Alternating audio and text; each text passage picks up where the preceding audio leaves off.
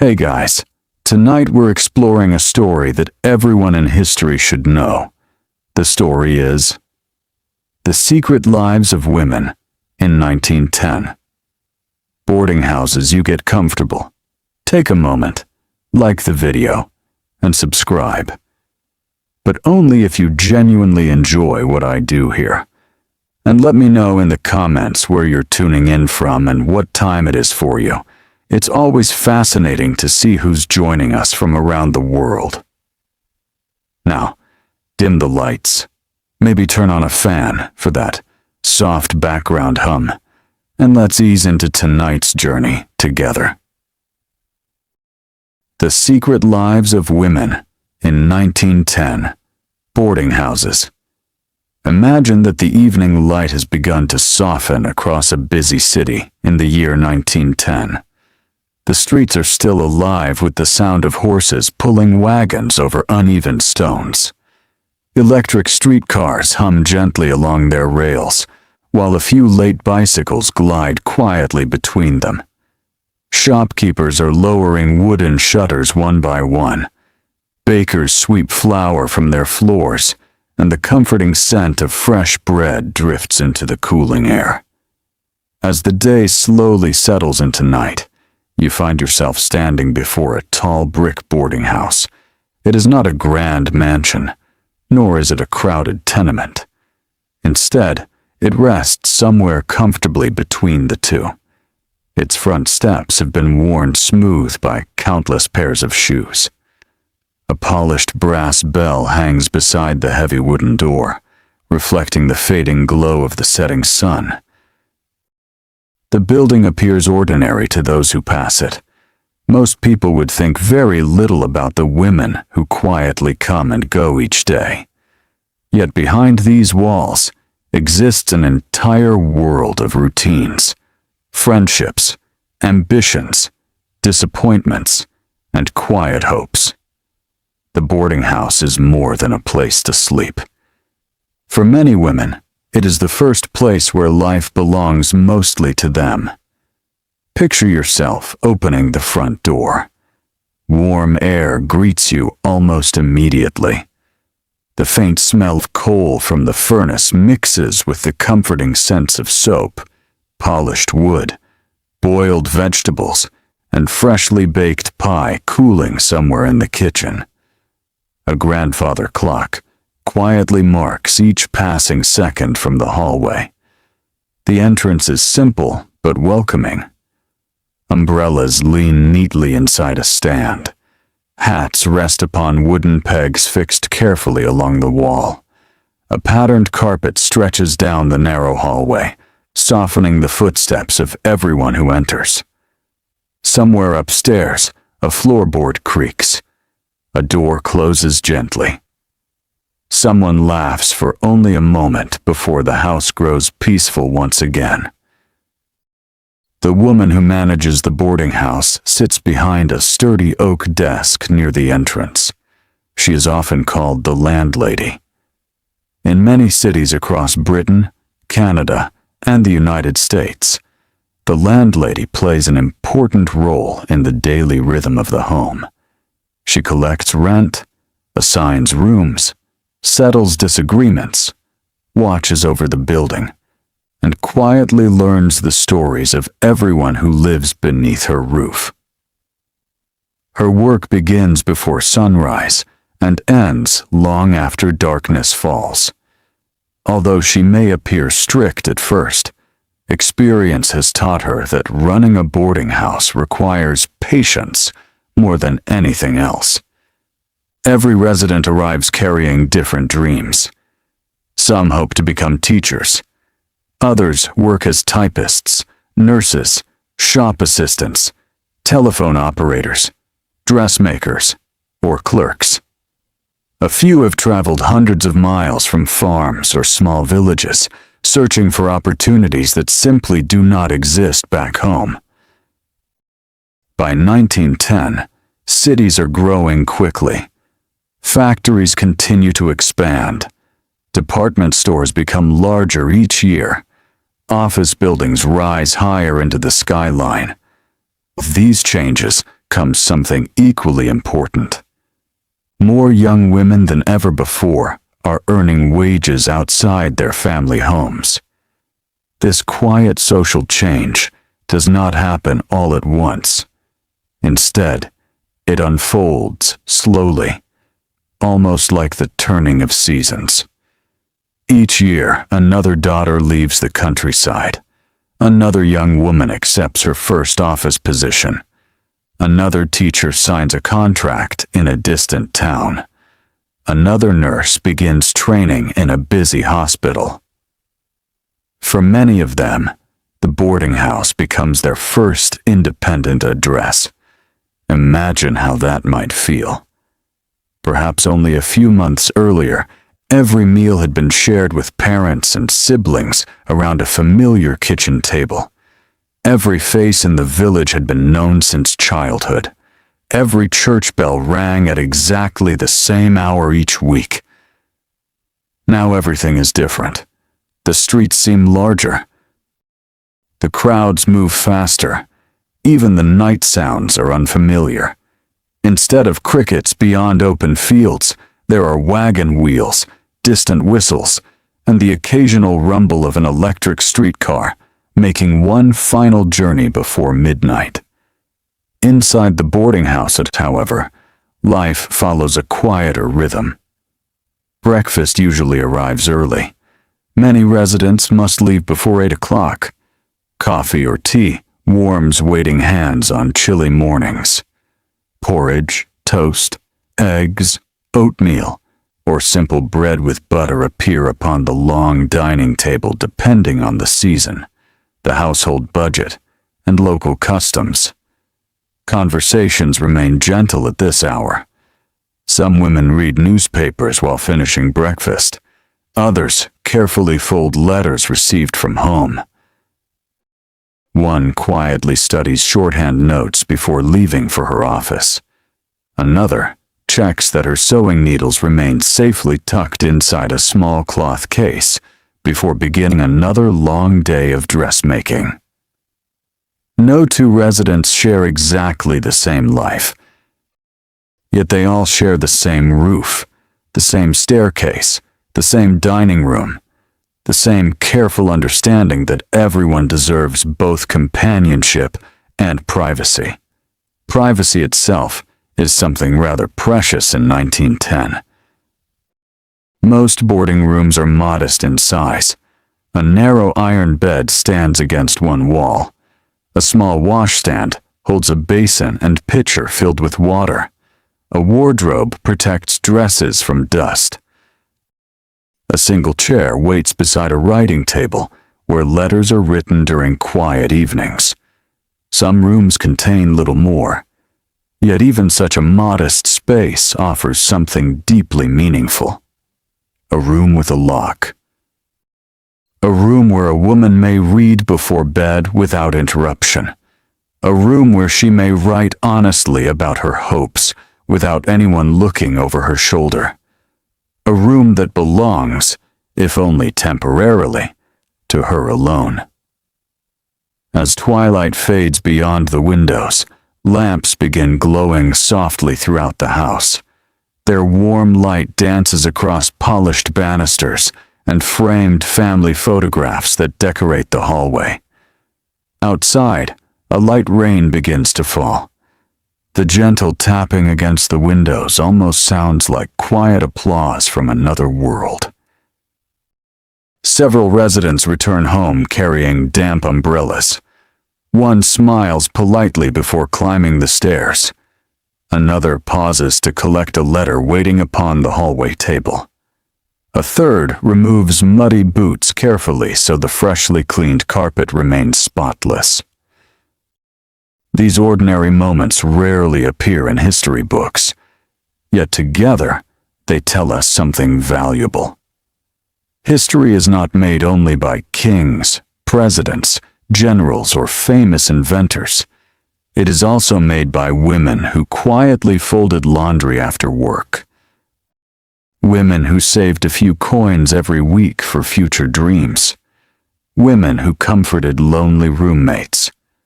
Women who studied late into the evening beneath a single lamp. Women whose names have long since faded from memory, but whose lives helped shape the modern world. Tonight, as rain continues to whisper against the windows, the boarding house settles into peaceful silence. Some residents read novels beneath soft lamplight. Others mend stockings before tomorrow arrives. One carefully finishes writing a letter home, describing her new city with hopeful words, while quietly hiding the homesickness she still carries. Upstairs, another woman gazes out across rows of rooftops, stretching into darkness. She wonders what her life might become 5 years from now. She cannot possibly know. Neither can we. But together, over the nights ahead, we will quietly discover the hidden world that surrounded women living in boarding houses during the remarkable year of 1910. The morning slowly arrives with a pale silver light that slips quietly through thin cotton curtains. Before the city has fully awakened, the boarding house is already beginning another ordinary day. Somewhere in the basement, the furnace is stirred back to life. A gentle clink of coal against iron echoes for only a moment before fading into silence. You find yourself listening to the familiar sounds that repeat almost every morning. A kettle begins to sing softly in the kitchen. Someone carefully carries fresh milk to the pantry before the summer warmth can spoil it. Upstairs, a wash basin is filled with cool water, followed by the quiet splash of someone preparing for the day ahead. These small sounds are not hurried. They are simply part of life. Imagine standing beside one of the upstairs windows as dawn brightens the street below. The paving stones still glisten from the rain that fell during the night. A newspaper boy walks briskly from corner to corner, leaving neatly folded papers upon front steps. A milk wagon rattles gently along the road, the horses breathing little clouds into the cool morning air.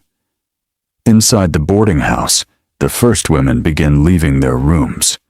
One wears a neatly pressed dark skirt with a high-collared white blouse. Another adjusts the modest hat she carefully brushed the evening before. Long sleeves remain fashionable, and dresses are expected to appear tidy even after many years of careful mending. Clothing is expensive, and few residents own many outfits. Every button is valued. Every ribbon is saved. Every loose stitch is repaired rather than ignored. Many women have learned these habits from childhood. Nothing useful is wasted. The hallway slowly fills with quiet greetings. Good morning. Did you sleep well? The weather seems kinder today. The conversations are brief but warm. Most residents understand that everyone is preparing for work. There will be more time to talk when evening returns. Downstairs, breakfast waits upon the long dining table. The table itself has become something of a quiet meeting place. Although each woman leads a different life outside these walls, the morning meal reminds them that they are not entirely alone. They share bread from the same basket, pour tea from the same pot, and begin each day together before following separate paths across the city. Picture yourself taking a seat near the window. Steam rises gently from a bowl of oatmeal. Fresh bread carries the comforting scent of yeast and warm flour. Butter softens slowly beside homemade preserves prepared during the previous summer.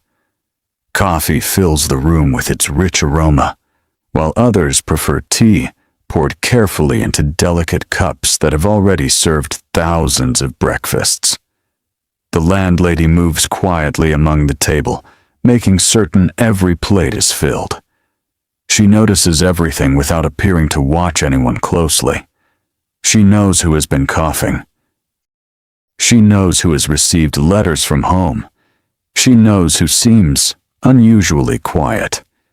She also understands that kindness is sometimes shown through silence rather than questions.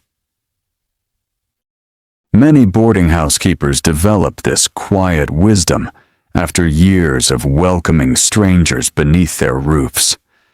Some residents remain only a few weeks. Others stay for several years. Each departure is followed by another arrival. The house is always changing, yet somehow it remains familiar. Among this morning's guests is a young woman named Clara. Her name could have belonged to countless women living in 1910, and her story reflects many real experiences of the time. Only 6 months earlier, Clara had lived in a farming community where every neighbor knew her family. Her father worked the fields, while her mother managed the household with remarkable skill. Education had opened a small doorway toward a different future, and after finishing school, Clara accepted a position as a typist in a growing insurance office nearly 200 miles away. Leaving home had not been easy. The train journey itself seemed endless. Every passing mile carried her farther from familiar faces. When she first stepped onto the city's busy platform, surrounded by strangers moving confidently in every direction, she wondered whether she had made a terrible mistake. Yet she remained. Now the boarding house has begun to feel almost like a second home. Not because it replaces her family, but because it offers something different. Here, everyone understands what it means to begin again. Across the table sits another resident whose life has followed a very different path. Mrs. Eleanor Price is nearly 50 years old. She became a widow several years earlier after her husband passed away following a long illness. Rather than moving in with relatives, she chose to support herself by teaching music lessons throughout the city. Such independence surprises some people. In 1910, many still expect widows to rely upon family whenever possible. Yet countless women quietly prove that they are capable of building lives through their own work. Mrs. Price carries herself with gentle confidence.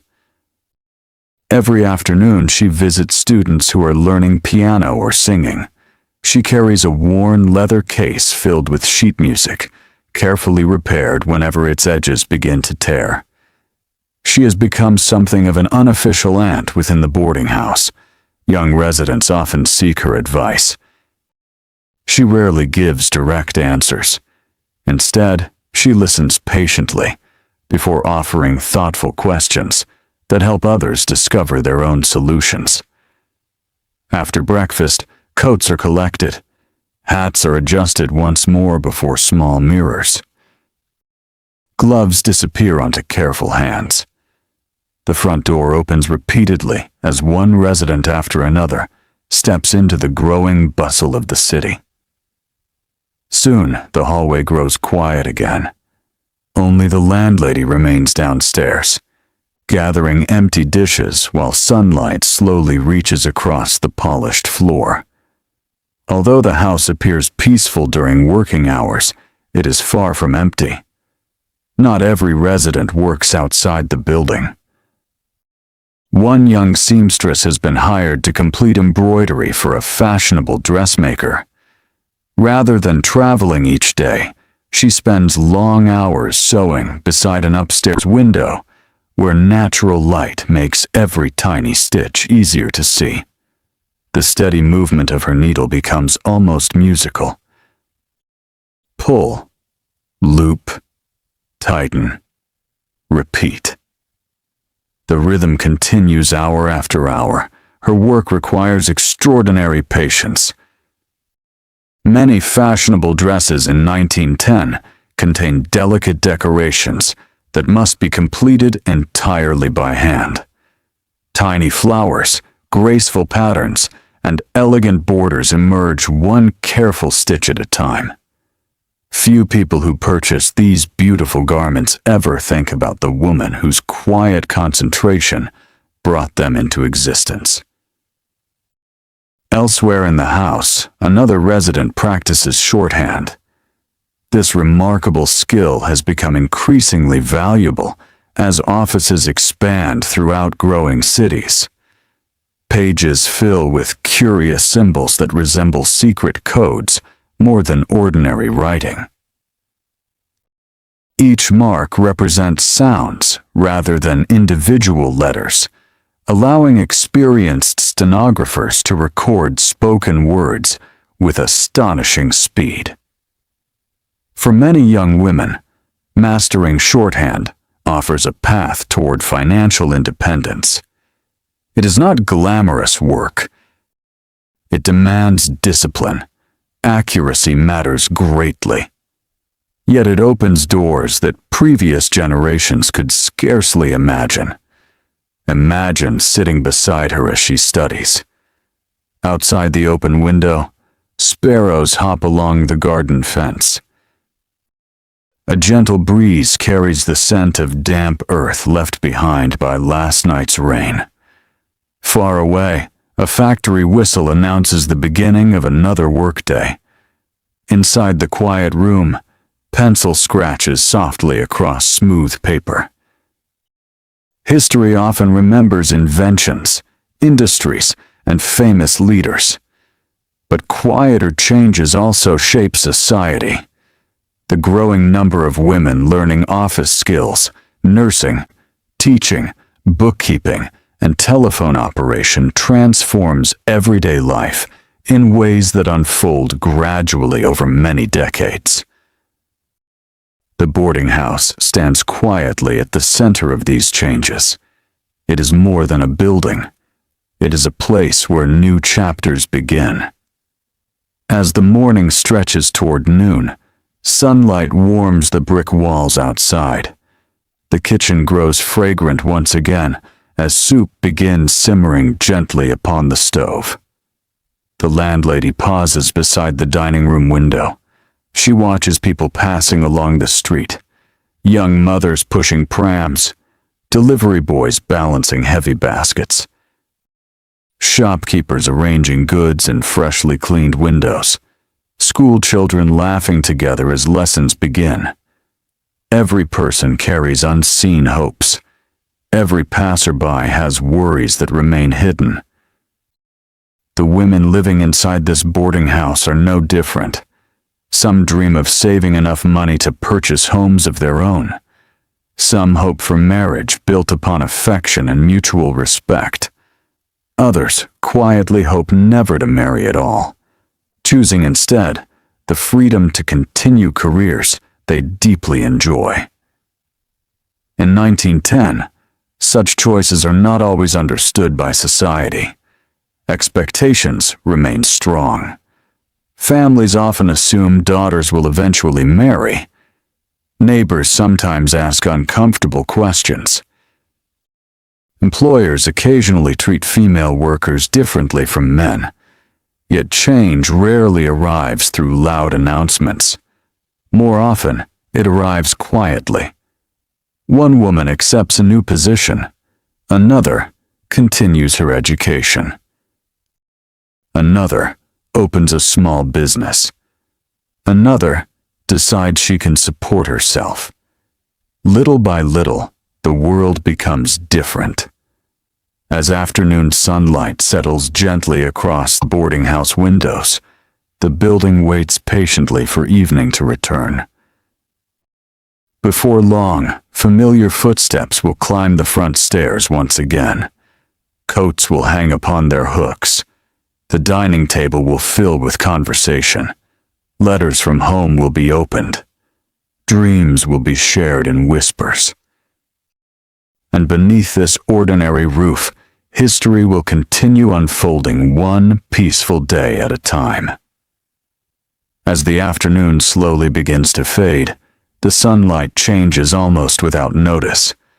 The bright white light of midday softens into warm shades of gold that rest gently upon the brick walls of the boarding house. Dust floats quietly through the narrow beams that enter the windows, turning ordinary rooms into peaceful places where time itself seems to slow.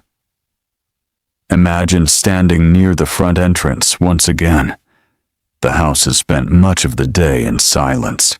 Only the ticking of the hallway clock and the occasional sound of pages turning have disturbed the calm. But now, another part of the daily rhythm is about to begin. One by one, the residents start returning home. The first to arrive is a young schoolteacher carrying a leather satchel that has grown heavier with exercise books needing correction. Her shoulders are a little tired after standing before a classroom since early morning, yet there is satisfaction in knowing that another day's lessons have been completed. She carefully removes her gloves before hanging her hat on the familiar wooden peg beside the door. The hallway already feels comforting. It is not luxurious. There are no marble floors or grand staircases. Instead, there is something many people quietly long for after a long day. There is familiarity. The polished banister fits comfortably beneath the hand. The old clock still keeps faithful time. The faint scent of supper drifts gently from the kitchen. These simple things create a feeling that money alone cannot easily buy. Soon, another resident arrives. She works as a telephone operator. By 1910, the telephone has become increasingly important in many cities, although every call still depends upon skilled operators sitting before large switchboards filled with cords and glowing indicator lights. Her work demands constant concentration. For hours, she has listened carefully to voices requesting connections. Every movement has required speed and accuracy. There is little room for mistakes. Unlike the automatic systems that future generations will know, every connection depends upon human attention. The work is demanding, but it offers something valuable: a regular wage. For many young women, employment as a telephone operator represents one of the growing opportunities created by new technology. As she steps inside the boarding house, the quiet atmosphere feels wonderfully different from the constant activity of the exchange office. She smiles gently at the landlady before climbing the stairs to freshen herself before supper. Not long afterward, another familiar face appears. This resident works at one of the city's large department stores. Department stores have become symbols of changing urban life during the late 19th and early 20th centuries. Bright display windows attract customers throughout the day. Elevators carry shoppers between floors. Glass counters display fabrics, gloves, perfumes, books, and household goods. For the women employed there, however, the experience is rather different from that of the customers. Long hours spent standing behind counters can leave aching feet by evening. Smiles must remain polite, even when customers are impatient. Every ribbon must be folded neatly, every purchase wrapped with care. Still, the work provides steady employment and a chance to live independently in the city. She quietly massages one ankle as she climbs the staircase. No one comments. Nearly everyone in the house understands that tired feet are simply part of earning a living. Picture yourself walking into the dining room just before supper. The long table has been prepared with quiet care. Simple white plates rest beside polished cutlery. Fresh bread waits inside a woven basket, covered with a clean cloth to keep it warm. Steam rises gently from a large pot placed carefully in the center of the table. The evening meal is rarely extravagant. Many boarding houses operate on modest budgets. Meals often include soup, roasted vegetables, potatoes, stewed meat when affordable, fresh bread, and seasonal fruit for dessert. Yet what matters most is not the richness of the food. It is the opportunity to sit together after spending the day apart. Conversation begins softly. Someone mentions unusually busy streets near the railway station. Another speaks about a customer who spent nearly an hour choosing a single pair of gloves. A teacher smiles while describing a young student who proudly read an entire page without making a mistake. Small stories pass gently around the table. Laughter appears now and then, but never overwhelms the peaceful atmosphere. There is comfort in sharing ordinary experiences. No one is expected to entertain the room. Simply listening is enough. Imagine the gentle glow of gas lamps reflected upon polished dishes, while voices rise and fall like quiet waves. Outside, horses continue passing along the street. A distant church bell marks the passing hour. Somewhere nearby, children finish their games before being called indoors for supper.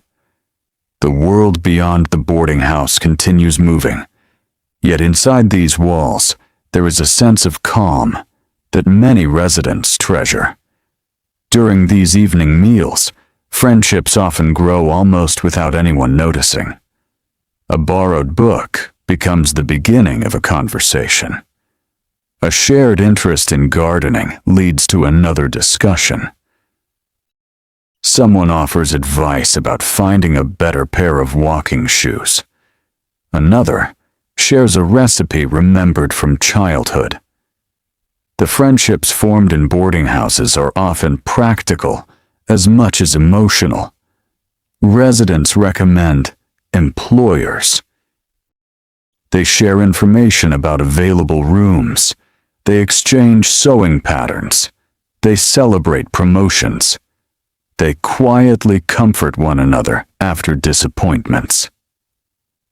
Such kindness rarely appears in official records. Yet it shapes daily life in meaningful ways. Not every friendship lasts forever. People come and go. Jobs change. Families call daughters home again.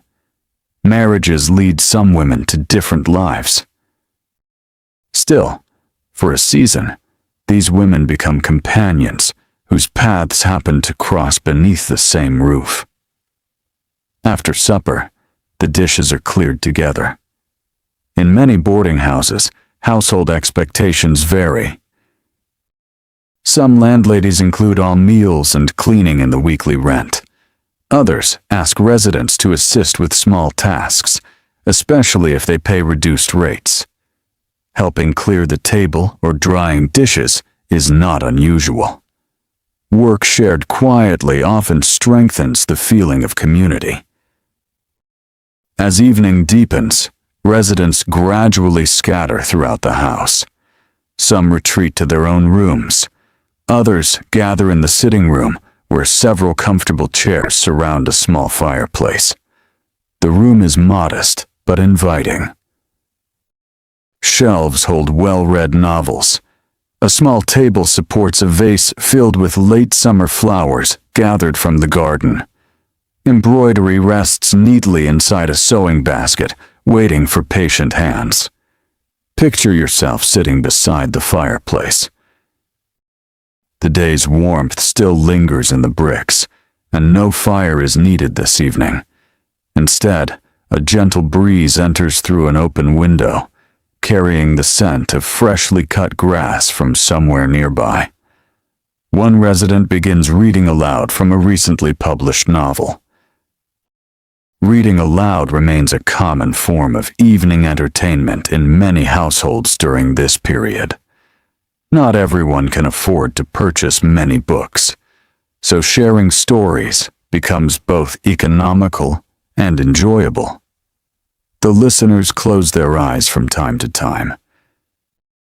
Some continue sewing while they listen. Others simply enjoy the peaceful rhythm of the reader's voice. There is no rush to finish the chapter. The evening is long.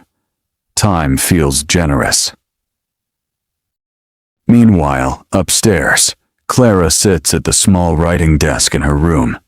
A blank sheet of stationery waits before her. The fountain pen rests quietly beside the ink bottle. She begins another letter home. Writing letters in 1910 requires patience.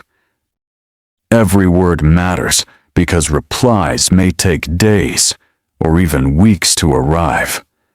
There are no instant messages, no telephone conversations with distant family for most ordinary households.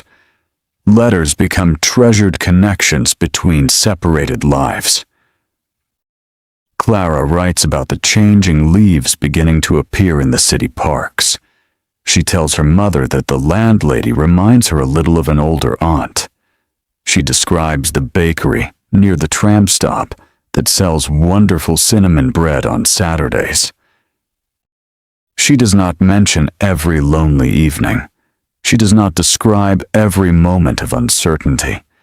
Instead, she hopes her parents will imagine her safe and content. Perhaps they worry enough already. Across the hallway, another resident carefully opens a letter she received earlier that morning. The familiar handwriting immediately brings a smile. Inside is a note from her younger brother, describing the harvest back home. He tells her that the old apple tree produced more fruit than anyone expected. Their dog still waits each afternoon beside the front gate. The village blacksmith has finally repaired the church bell. These ordinary details seem almost magical. For a few quiet moments, the distance between city and countryside feels much smaller. As night settles over the boarding house, lamps are turned lower one by one. Doors close gently. Footsteps become less frequent. Only the steady ticking of the hallway clock continues without interruption. Outside, the streets gradually empty. The last streetcars pass beneath glowing electric lamps. A cool breeze stirs the leaves of young maple trees planted along the pavement. The city slowly prepares for sleep. Inside the boarding house, each woman carries private thoughts into the quiet darkness. Some think about tomorrow's responsibilities. Others remember childhood evenings that now seem wonderfully distant. A few wonder where life may lead during the years ahead. None of them can see the future. They cannot know how rapidly the world will change in the coming decade. For now, there is only this peaceful evening, a comfortable bed, a safe room, the gentle silence of a house filled with women whose lives, though ordinary, are quietly helping shape a changing age. And as the night grows deeper, the boarding house itself seems to breathe with slow, steady calm, patiently waiting to welcome another sunrise. The night passes gently, almost unnoticed. Beyond the curtains, the city rests beneath a sky filled with quiet stars.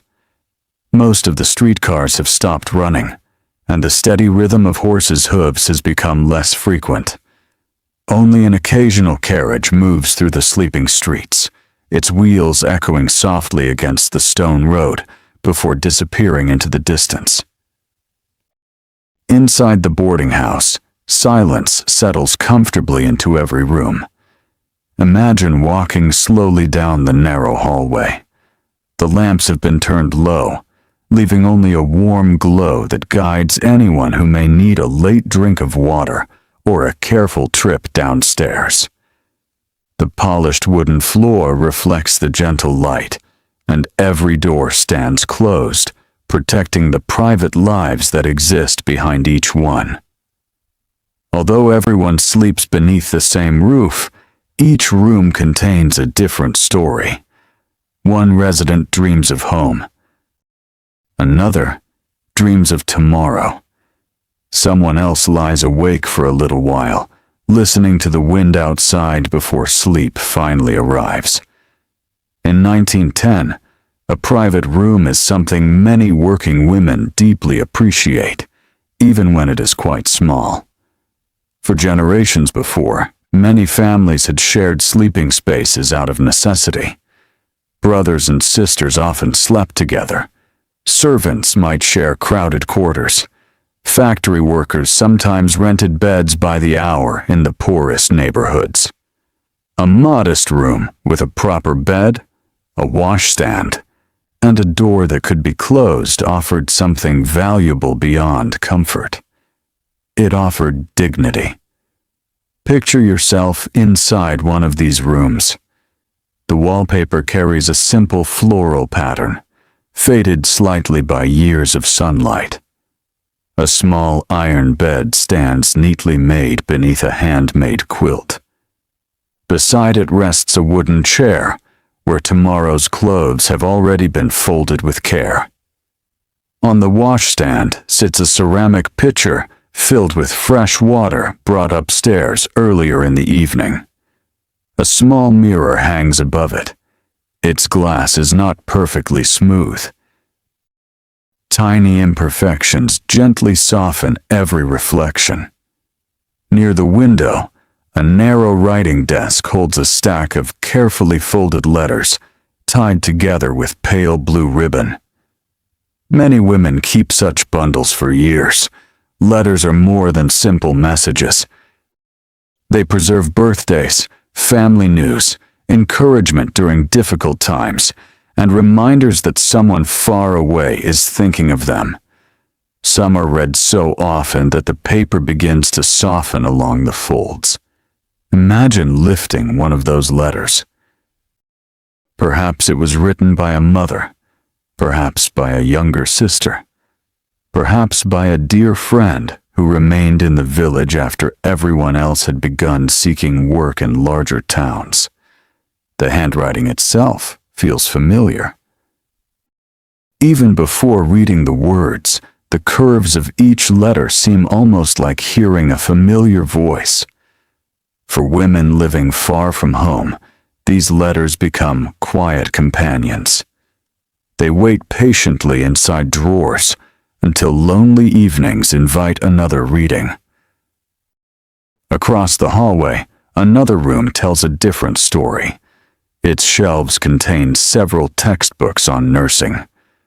Medical training for women has expanded steadily during recent decades, though opportunities still remain limited compared to those available to men. Training is demanding. Students study anatomy, hygiene, nutrition, and patient care while spending long hours in hospitals. The work is physically exhausting. Yet many women willingly accept the challenge because caring for others feels deeply meaningful. The owner of these books studies late whenever possible. Small handwritten notes fill the margins. Certain pages have been folded carefully, so important lessons can be found quickly before examinations. Her lamp often burns longer than most others in the boarding house. The landlady notices this, but says nothing. She understands that ambition sometimes requires extra hours. As the morning slowly arrives, faint light begins gathering beyond the eastern rooftops. The city awakens gradually. Birdsong returns first. Then comes the distant whistle of an early train. Soon afterward, delivery wagons begin their familiar journeys through quiet neighborhoods. Inside the boarding house, the day begins almost exactly as it did yesterday. routine brings comfort. The landlady descends to the kitchen before most residents awaken. She checks the bread delivered before sunrise. She measures tea leaves carefully. Nothing is wasted. Running a boarding house requires thoughtful management. Income must cover food, coal, repairs, taxes, linens, and countless small expenses that quietly appear throughout every month. Few landladies become wealthy. Most simply hope to keep the house running smoothly while earning an honest living. Many are widows themselves. Others inherited the property from parents. Some began by renting only 1 or 2 spare rooms before gradually expanding into full boarding businesses. Their work combines hospitality with careful bookkeeping. They must balance kindness with practical decisions. Occasionally, a resident struggles to pay rent on time. Perhaps illness has interrupted employment. Perhaps a factory has reduced working hours. Perhaps wages have been delayed. Every situation requires thoughtful judgment. Some landladies allow extra time whenever possible. Others cannot afford such generosity. Life in 1910 often depends upon careful financial balance. Most working women earn modest wages. A teacher may earn enough to live respectably, but not extravagantly. A shop assistant often earns considerably less. Domestic servants receive room and board, but may have little privacy. Factory wages vary greatly depending upon the industry. Saving money requires patience. Many residents quietly place a few coins into small savings banks every payday. Those coins represent future possibilities. Perhaps additional education. Perhaps a train ticket home for Christmas. Perhaps new winter boots. Perhaps even the first payment toward opening a small business someday. Imagine hearing the familiar bell that announces breakfast. Doors open upstairs. Soft footsteps begin descending the staircase. Fresh conversation returns with the new day. One resident comments upon the pleasant weather. Another mentions reading an interesting newspaper article before bed. Someone quietly asks whether anyone has extra black thread for repairing a sleeve. The request is answered almost immediately. I believe I have some. Small acts of generosity happen naturally here. A borrowed needle, a shared recipe, a recommendation for a trustworthy shoemaker. These kindnesses ask for little, but often mean a great deal. During breakfast, newspapers pass from one pair of hands to another. By 1910, newspapers have become an important part of daily life in many cities. Headlines report elections, sporting events, railway schedules, scientific discoveries, and news from distant countries connected by telegraph. Women read these papers with growing interest. Contrary to old stereotypes, many are well informed about politics, education, literature, and international events. Some quietly discuss articles over tea. Others prefer simply reading in thoughtful silence. The world beyond the boarding house feels both distant and remarkably close. News travels faster than ever before. Steamships cross oceans regularly. Telegraph cables connect continents. Railways shorten journeys that once required weeks. Yet despite these modern developments, everyday life inside the boarding house still moves at a gentle human pace. Meals are cooked by hand. Letters are written with ink. Floors are swept with simple brooms. Laundry requires hours of patient work. Modernity and tradition exist side by side. As breakfast comes to an end, hats are collected once more, scarves are adjusted, lunch parcels wrapped carefully in cloth are tucked into leather bags. One resident checks twice to ensure she has remembered an important document needed at the office. Another slips a library book beneath her arm. Outside, sunlight now fills the street completely. Shopkeepers unlock their doors. Children hurry towards school. Street vendors arrange fresh fruit upon wooden carts. The city stretches awake beneath the clear morning sky. One by one, the women step through the front door. Some leave with quiet confidence. Others still carry the uncertainty that often accompanies new beginnings. Yet each departure reflects something quietly remarkable.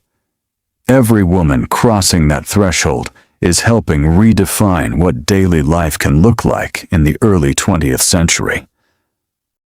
Not through speeches, not through grand public ceremonies, but through ordinary mornings, through honest work, through careful saving, through education, through friendship, through perseverance. The boarding house watches them disappear along different streets before becoming peaceful once again. Soon, evening will return. New conversations will begin. Fresh letters may arrive. Unexpected opportunities may appear. And within these familiar walls, countless ordinary moments will continue, weaving together the hidden history of women whose lives were seldom recorded, yet whose quiet courage helped shape the modern world. Imagine that another week has quietly begun.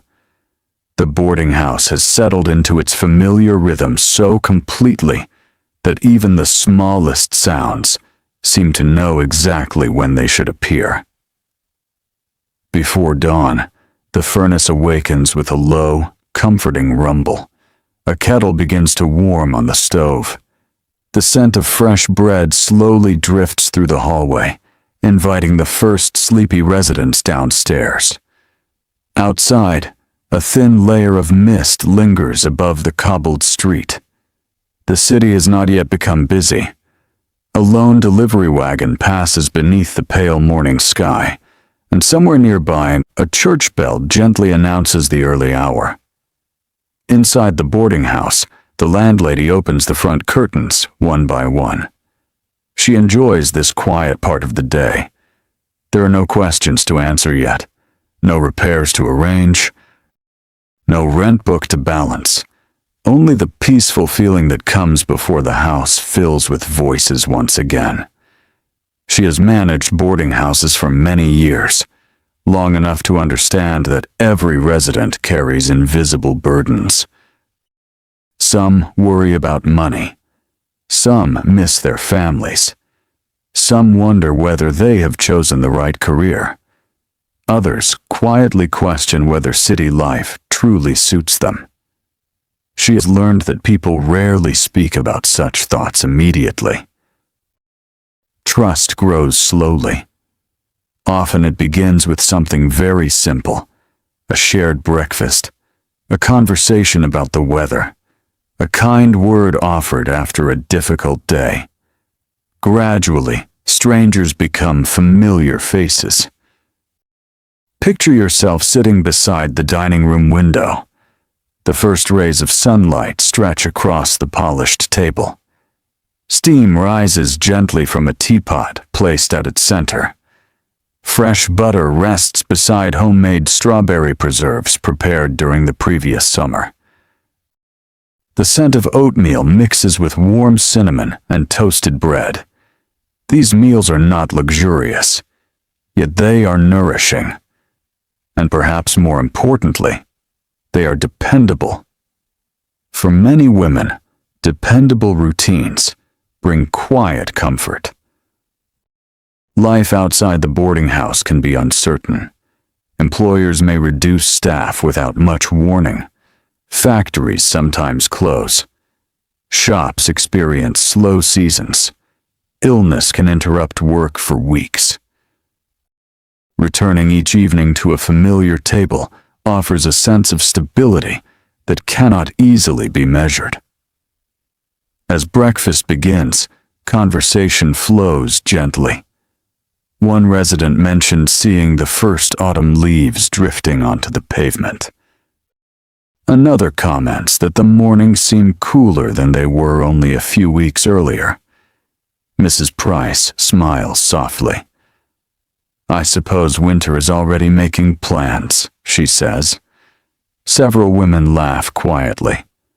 No one argues. Everyone knows how quickly the seasons seem to pass.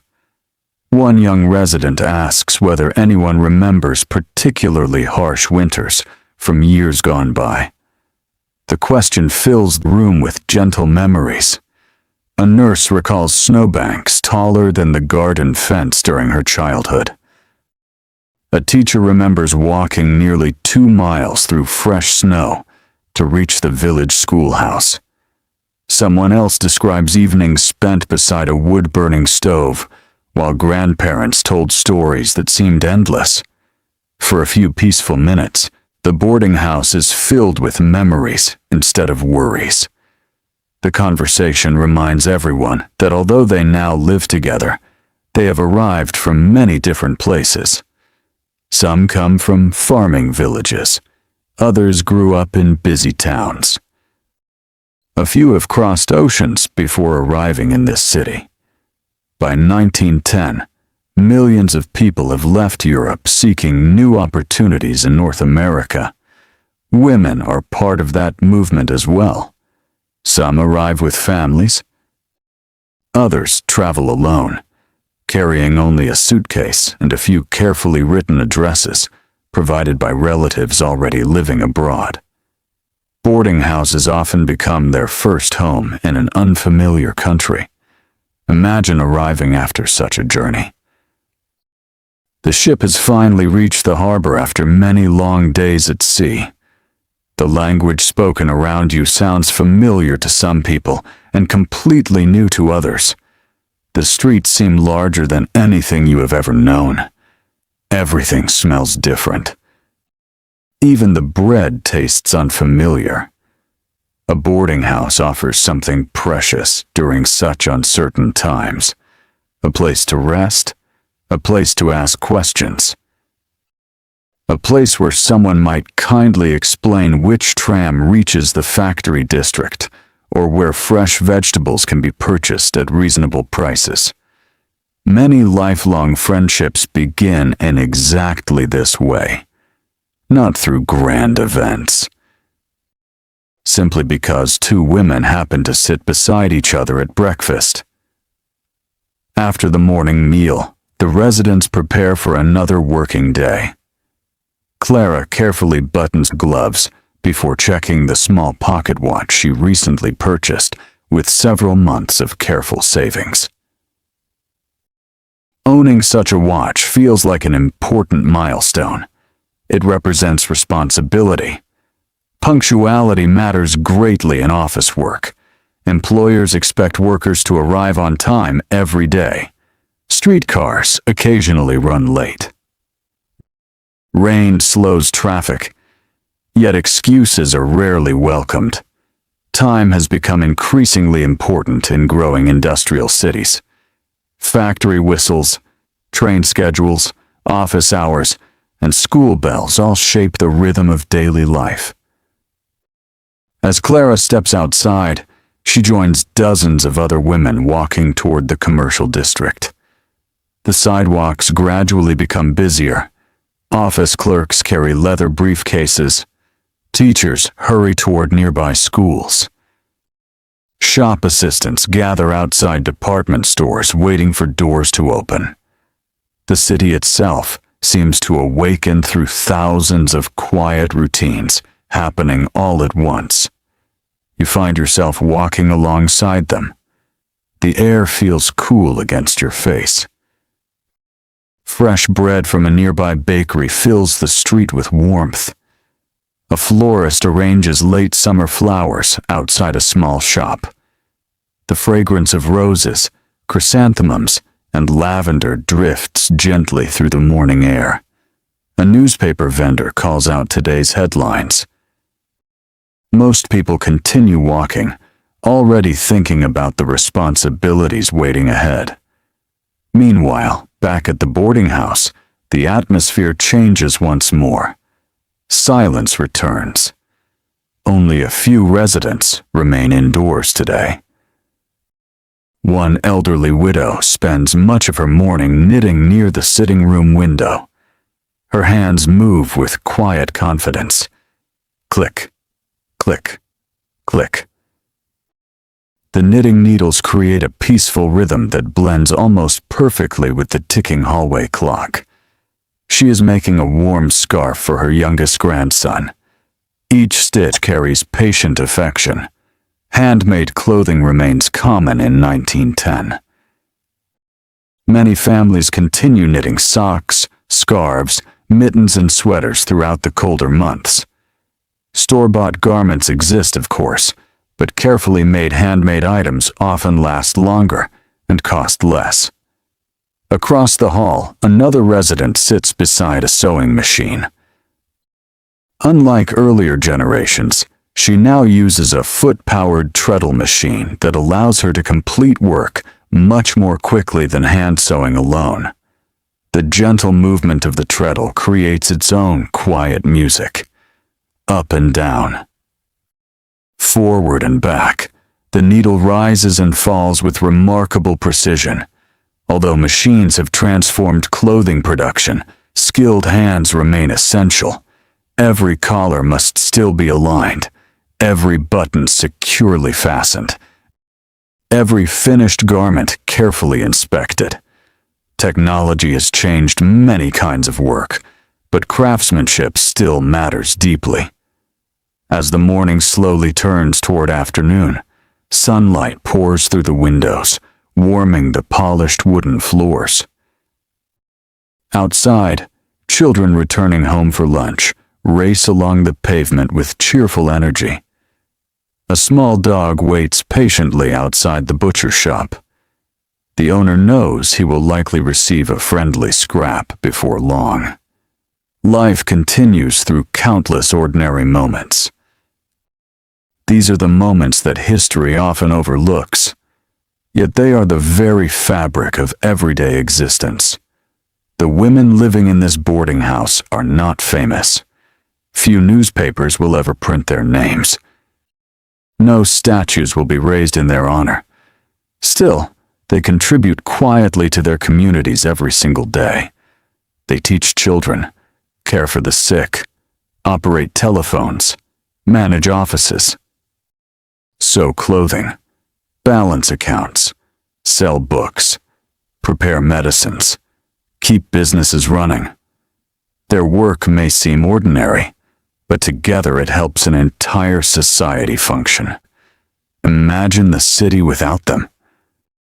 The schools would struggle, hospitals would lose skilled caregivers, offices would fall behind, shops would find it difficult to serve customers. Their contributions are woven into everyday life so completely that many people scarcely notice them. As afternoon shadows slowly lengthen across the quiet street, the boarding house patiently waits once again. Soon, familiar footsteps will return. The front bell will ring. Coats will be hung upon their hooks. Fresh stories will quietly fill the dining room. And another peaceful evening will unfold beneath the warm shelter of this ordinary house, where countless hidden lives continue shaping history in gentle, almost invisible ways. As the afternoon slowly gives way to evening, the sunlight settles into a warm amber glow. Long shadows stretch across the quiet street, and the brick walls of the boarding house seem to gather the last gentle warmth of the day. A cool breeze carries the scent of fallen leaves, coal smoke, and fresh bread from the neighborhood bakery. Imagine standing beside the front gate. People pass at an unhurried pace. Office workers loosen their stiff collars as they make their way home.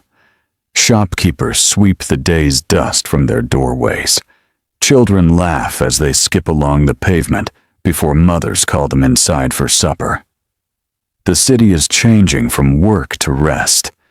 Inside the boarding house, the familiar bell above the front door rings softly. The first resident has returned. It is Clara, carrying a small bundle wrapped neatly in brown paper. She pauses to greet the landlady before placing the parcel carefully upon the hallway table. "I found some good writing paper on sale," she says with a quiet smile. The landlady nods with approval. It is always wise to buy such things before prices rise. In 1910, even small purchases require careful planning. Many working women keep written records of every expense: rent, food, laundry, streetcar fares, church donations, postage stamps, perhaps a few coins saved each week for something special. Budgets are often written neatly inside little notebooks that fit comfortably into handbags or desk drawers. Every penny has a purpose. Many women learn these habits from mothers who have managed households through years of careful economy. Nothing useful is thrown away without thought. Glass jars become storage containers. Old dresses are altered into new garments. Pieces of worn fabric become quilts, aprons, or cleaning cloths. Broken furniture is repaired whenever possible. The idea of wasting something that still has value feels unfamiliar to many households of the time. Soon, more residents begin arriving. A nurse enters quietly, looking more tired than usual. The day has been especially busy at the hospital. Patients have needed constant attention. One child finally recovered enough to smile again. Another elderly gentleman required gentle reassurance throughout the afternoon. The work has been physically demanding, but she carries herself with quiet dignity. Healthcare in 1910 is improving steadily, though it is very different from what future generations will know. Doctors understand far more about cleanliness than they did only a few decades earlier. Thanks to growing acceptance of germ theory, hospitals place increasing importance on hand washing, sterilized instruments, and cleaner environments. Nurses play an essential role in maintaining these standards. Their work is respected, though it often demands long hours and considerable physical strength. The nurse removes her hat and smooths a few loose strands of hair before heading upstairs to wash. Cold water splashes gently into the basin. The simple act of washing away the dust of the day feels wonderfully refreshing. Nearby, another resident has returned from the public library. She places 2 carefully borrowed books upon the sitting room table. Books are treasured possessions. Public libraries have become increasingly important during the late 19th and early 20th centuries, offering knowledge to people who cannot afford to purchase many books of their own. Several women gather around to examine the new selections. One volume contains essays about nature. Another is a recently published novel that everyone has heard about, but few have yet read. The books are passed carefully from hand to hand. No one bends the pages. No one leaves them lying carelessly. Borrowed books deserve respect. Picture yourself settling into one of the comfortable chairs near the window. Outside, the first gas lamps begin glowing softly along the street. Their gentle light reflects upon rain puddles left from an afternoon shower. A horse pauses patiently beside a delivery wagon while its driver finishes one final parcel. The evening feels peaceful. Inside, quiet conversation fills the sitting room. Mrs. Price begins speaking about music. She remembers learning piano as a little girl, when every lesson felt impossibly difficult. "I thought my fingers would never learn where to go," she says with a gentle laugh. One of the younger women smiles. "I feel exactly the same about shorthand." Everyone chuckles softly. The comparison seems perfectly reasonable. Every skill begins with uncertainty. The conversation gradually turns toward childhood memories. One woman remembers collecting blackberries with her sisters every summer. Another recalls fishing beside a slow-moving river with her grandfather. Someone describes the smell of fresh hay drying beneath the summer sun. Imagine listening quietly. The stories are simple. No one tries to impress anyone else. Instead, each memory gently encourages another. Like links in a chain, one recollection leads naturally to the next. The boarding house has become a place where memories are safely shared. Not every resident speaks often. One young woman usually listens far more than she talks. She recently arrived from Scotland after joining relatives already living in the city. Although she understands every word around her, she sometimes misses the familiar sound of voices from home. This evening, however, she quietly joins the conversation. She tells everyone about the small fishing village where she grew up. She describes white cottages facing the sea, the sound of waves outside her bedroom window, the smell of salt carried inland by strong coastal winds. As she speaks, her homesickness seems to soften just a little. The others listen with genuine interest. Some have never seen the sea. Others remember similar villages from childhood holidays. For a little while, everyone travels there together through her words. As darkness settles outside, supper is served.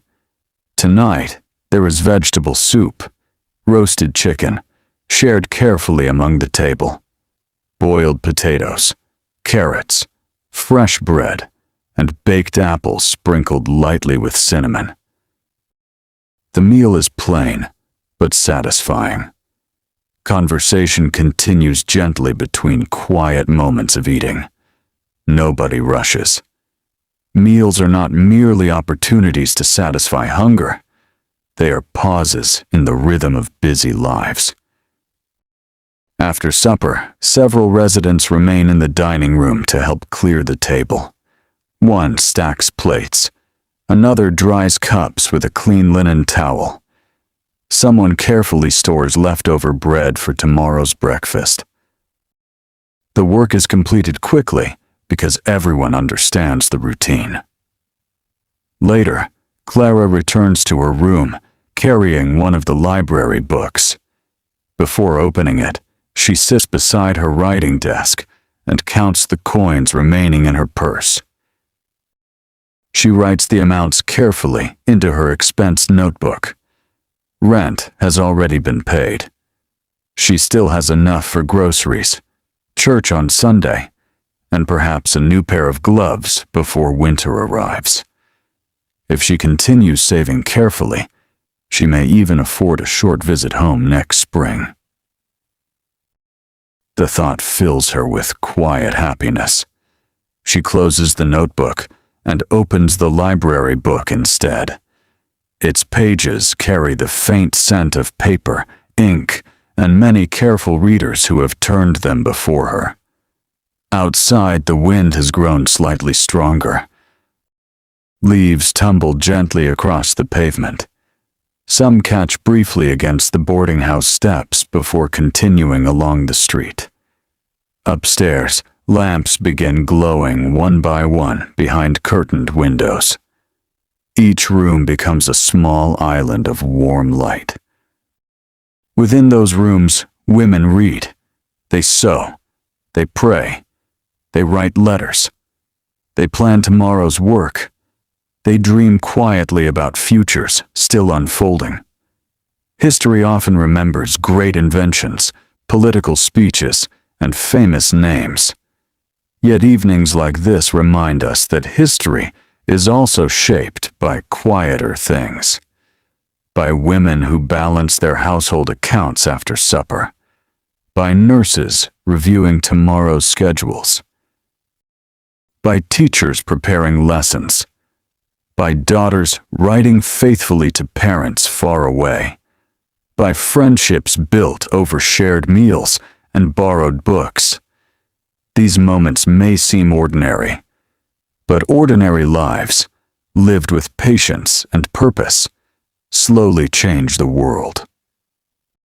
The hallway clock strikes the hour with its familiar steady chime. One by one, doors close gently. The boarding house grows peaceful once again. Outside, the city continues breathing beneath the night sky. Inside, every quiet room holds another chapter waiting to be lived. And as sleep gradually settles over the house, tomorrow quietly waits just beyond the darkness, ready to bring new faces, new conversations, and new stories to these gentle walls. Morning arrives almost unnoticed. At first, there is only the faintest glow beyond the curtains, a soft gray light that slowly replaces the darkness. The city is still quiet, and for a few precious moments, it feels as though the entire world is taking one last peaceful breath before another busy day begins. You find yourself listening carefully. A robin begins to sing somewhere outside the window. Its cheerful notes drift gently through the cool morning air. Soon another bird answers from a nearby tree. The leaves rustle softly in the breeze, and somewhere farther away, a church bell quietly announces the new day. Inside the boarding house, the familiar sounds return one by one. A bedroom door opens. Water is poured into a porcelain basin. A brush moves slowly through long hair. Someone folds yesterday's nightdress with careful hands before placing it neatly into a drawer. Every movement is unhurried. These quiet routines have become almost comforting through repetition. Imagine standing before one of the upstairs mirrors. A young woman carefully pins her hat into place, using several long hat pins. Wide-brimmed hats remained fashionable in 1910, decorated with ribbons, silk flowers, feathers, or simple fabric, depending upon personal taste and financial circumstances. Getting dressed is not a hurried task. Corsets are still commonly worn, though styles have begun changing towards slightly more comfortable designs than those of previous decades. Long skirts are brushed free of dust. High-necked blouses are fastened one button at a time. Everything is prepared with care.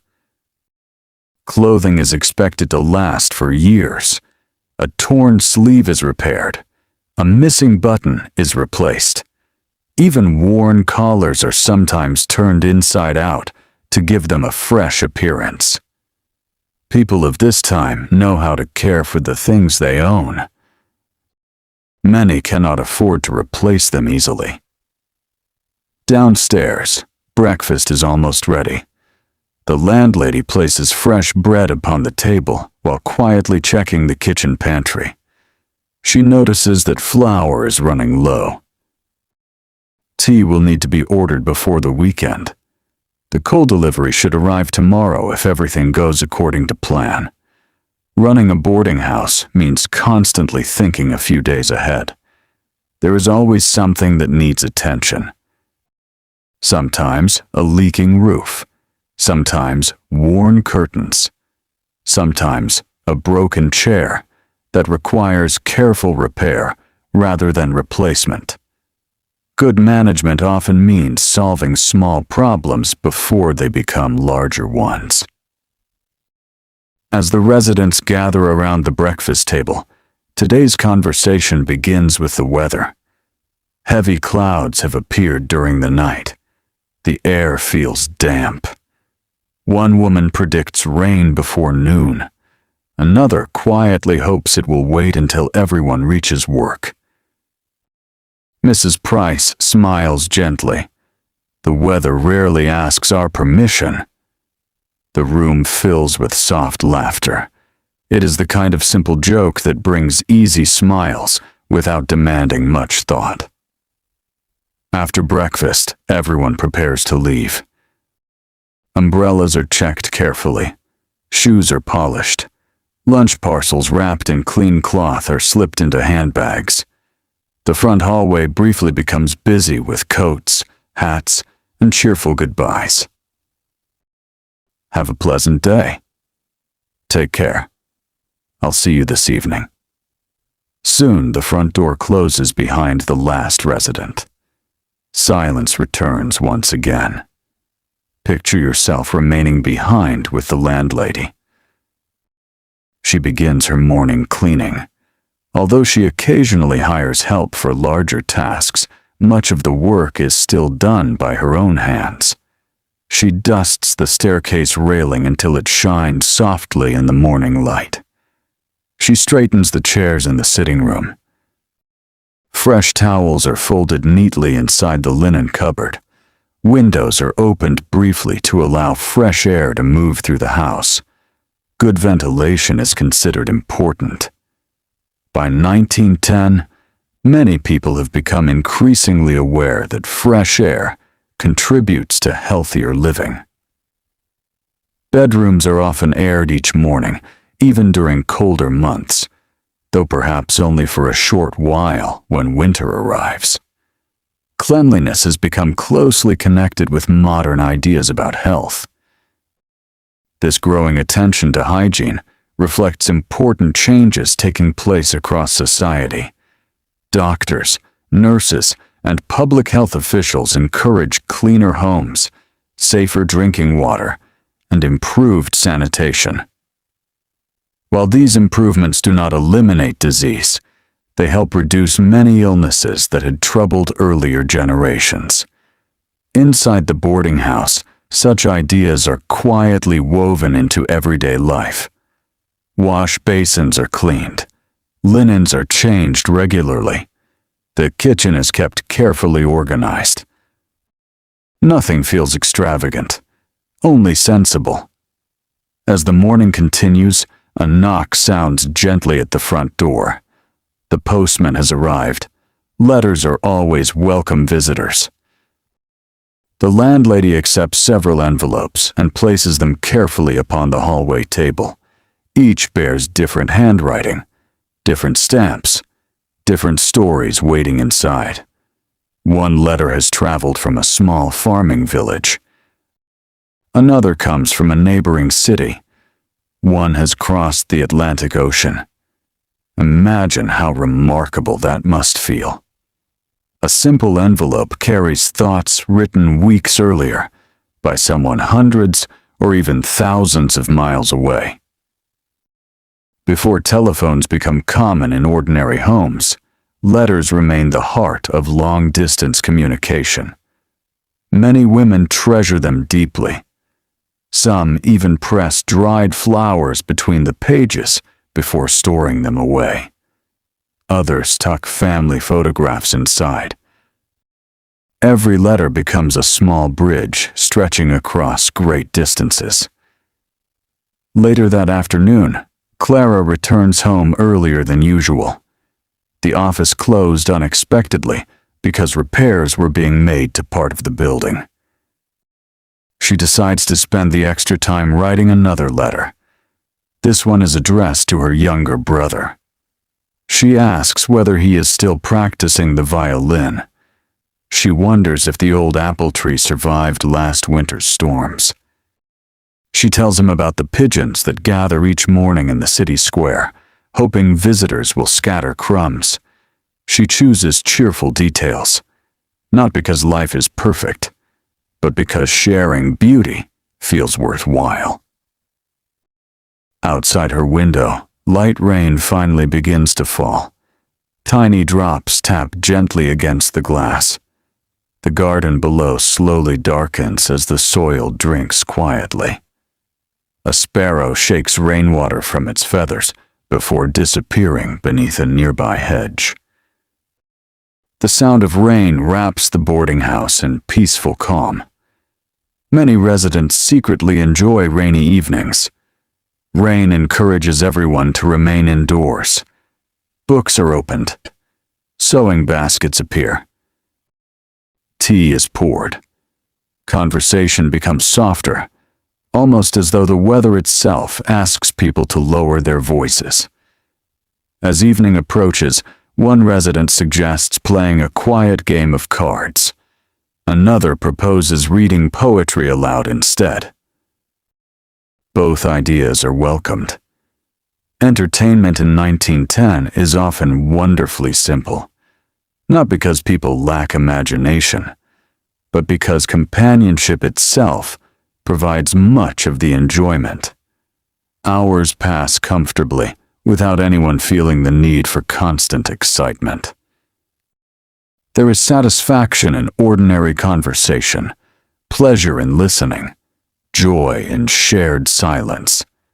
Imagine sitting near the window while rain continues falling outside. Someone reads a gentle poem. Another woman quietly knits a pair of warm mittens.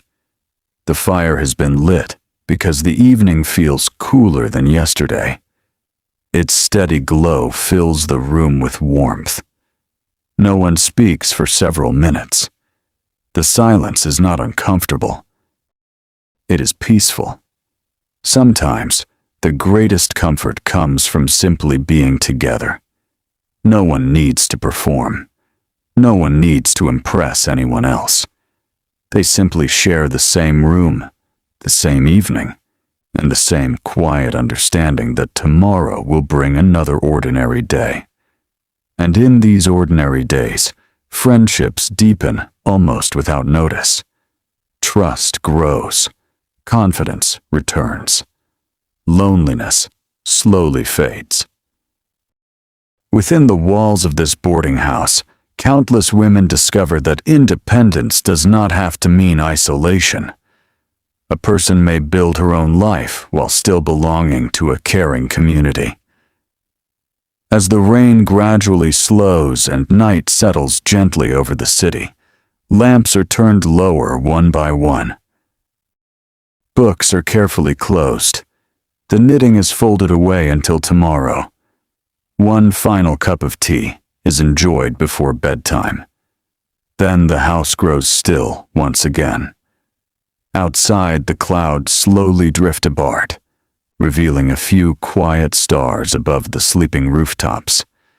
Inside, the women rest peacefully, unaware that history is quietly remembering lives exactly like theirs, not because they sought fame, but because through patience, resilience, friendship, and everyday courage, they became part of a changing world that future generations would inherit. The rain has washed the city clean. As the morning slowly arrives, the streets glisten beneath a pale, golden sunrise.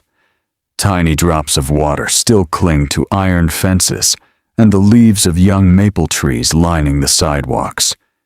The air feels wonderfully fresh, carrying the gentle scent of damp earth, brick, and the faint sweetness of nearby flower gardens. Imagine opening the window of a small room on the second floor of the boarding house. The cool breeze slips quietly inside, lifting the edge of the lace curtain. Somewhere below, a baker is placing fresh loaves into the front window of his shop. Warm bread fills the neighborhood with a comforting aroma that seems to promise another peaceful day. The city has changed greatly during the past few decades. Electric lights have begun replacing older gas lamps in many neighborhoods. Streetcars carry workers farther than horse-drawn carriages once could. Large office buildings rise steadily above older streets. Yet inside the boarding house, many daily routines remain wonderfully familiar. A pitcher of water still waits beside the washstand. Letters are still written by hand. Breakfast is still shared around one long table. Perhaps that is why so many women grow fond of these houses. They offer stability in a rapidly changing world. You find yourself walking quietly downstairs. The hallway is filled with soft morning light. Framed photographs hang neatly along the walls. Some show peaceful countryside scenes. Others display family portraits whose names have long since faded from memory. Still, someone once cared enough to frame them with pride. History often survives through such small objects. A photograph, a handwritten recipe, a worn Bible, a carefully embroidered tablecloth. These ordinary possessions tell stories that official records sometimes forget. Downstairs, Clara has arrived early for breakfast. She enjoys these peaceful moments before the dining room becomes busy. A newspaper lies folded beside her plate. She carefully reads an article describing a new office building being constructed across town. The newspaper speaks confidently about progress. More businesses, more jobs, more opportunities.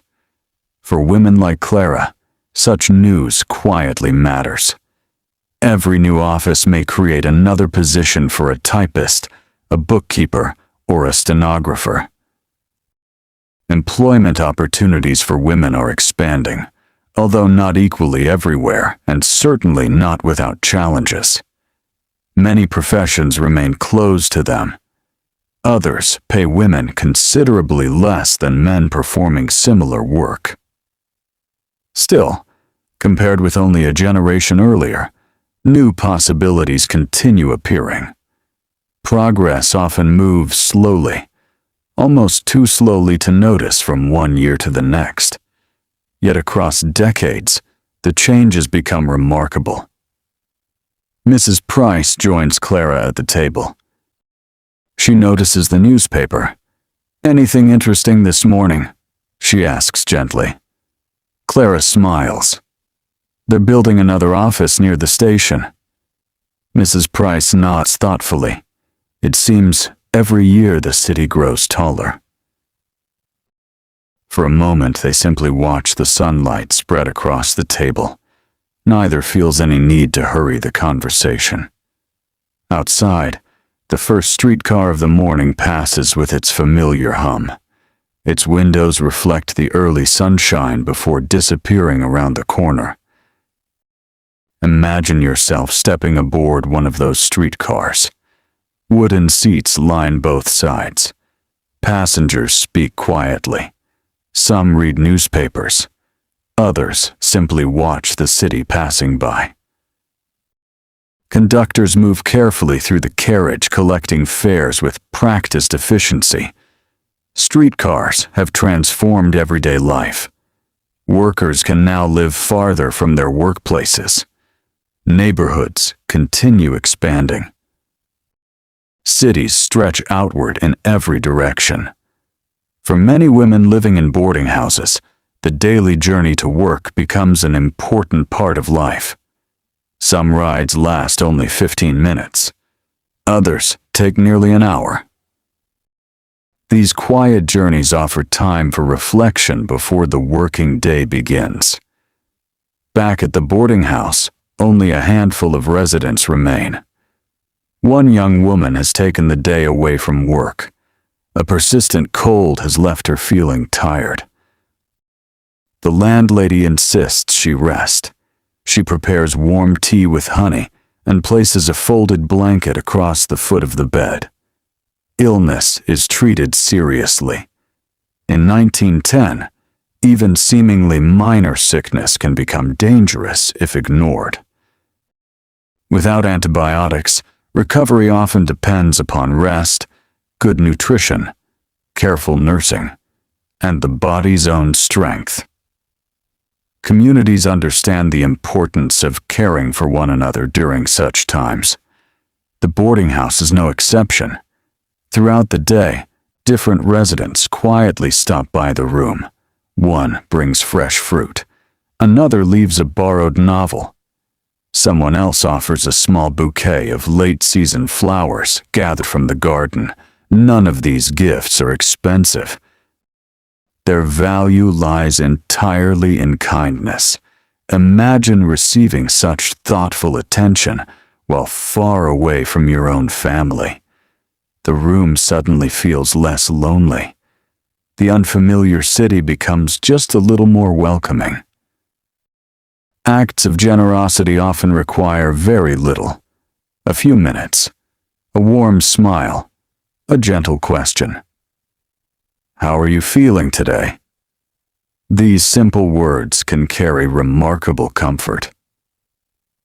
As the afternoon unfolds, sunlight filters through the branches outside the sitting room window. Golden leaves drift quietly toward the ground. Autumn is arriving with patient certainty. The changing season reminds many residents that another year is slowly passing. Some have now lived in the boarding house for several years. Others arrived only recently. Time moves differently within these walls. Days follow familiar routines, yet months seem to disappear almost unnoticed. One afternoon blends gently into another. One season quietly becomes the next. Picture yourself sitting beside Mrs. Price as she sorts through a small wooden box filled with sheet music. The pages have yellowed slightly with age. Some pieces are cheerful dances. Others are gentle hymns. A few are classical compositions, copied carefully by hand years ago. She selects one familiar melody and sits down at the upright piano standing against the sitting room wall. Not every boarding house owns a piano. Those that do often treasure it greatly. Music fills homes in ways that recorded sound cannot yet easily replace. Gramophones exist, of course, but they remain expensive, and not every household can afford one. Most music is still created by people sitting together. Mrs. Price begins to play. Her fingers move gracefully across the worn ivory keys. The melody is soft and unhurried. Several residents pause while passing through the hallway. One quietly takes a seat. Another continues knitting while listening. Yet no applause follows when the piece ends. None is expected. Instead, there is a peaceful silence. Then someone smiles and quietly says, "That was lovely." Sometimes those 3 words are enough. As evening approaches, the house gradually fills once again. The nurse returns with tired feet but cheerful eyes. The teacher carries another stack of exercise books. The department store clerk has spent hours helping customers choose winter coats.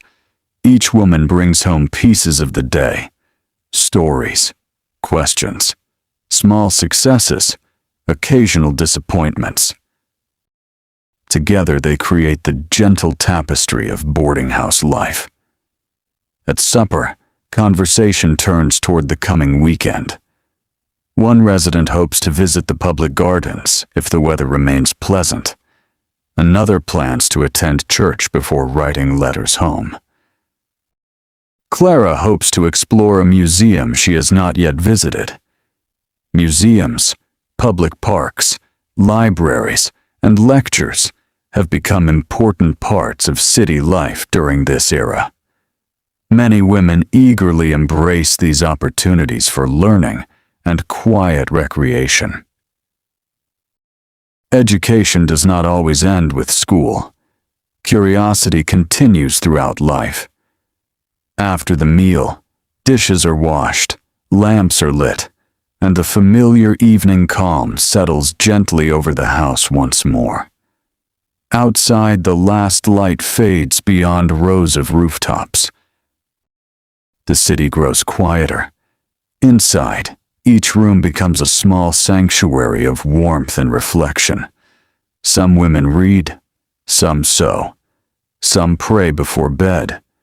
Others simply sit by the window, watching the stars appear one by one above the sleeping streets. No one realizes that more than a century later, people will still wonder about lives like theirs.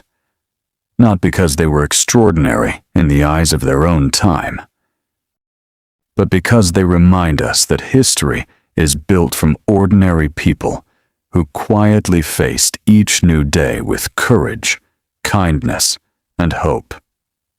And as another peaceful evening draws to a close, the boarding house settles into silence once more, gently holding the dreams of every woman sleeping beneath its familiar roof. The week continues almost as gently as the turning of a page. As the morning slowly arrives, a light fog settles over the city, softening the outlines of buildings and chimneys. From the second-floor window of the boarding house, the world seems wrapped in a quiet veil. The rooftops fade into the mist, and even the familiar church tower appears distant, as though it belongs to another place entirely. You find yourself standing by the window before anyone else has come downstairs. For a few peaceful moments, the only sound is the quiet ticking of the hallway clock. Tick, tick, tick. It has measured countless mornings like this one. Long before the current residents arrived, it greeted other women beginning new chapters of their lives. And long after they have moved on, it will continue its steady rhythm, quietly witnessing the passing years. There is something comforting about objects that remain faithful to their purpose.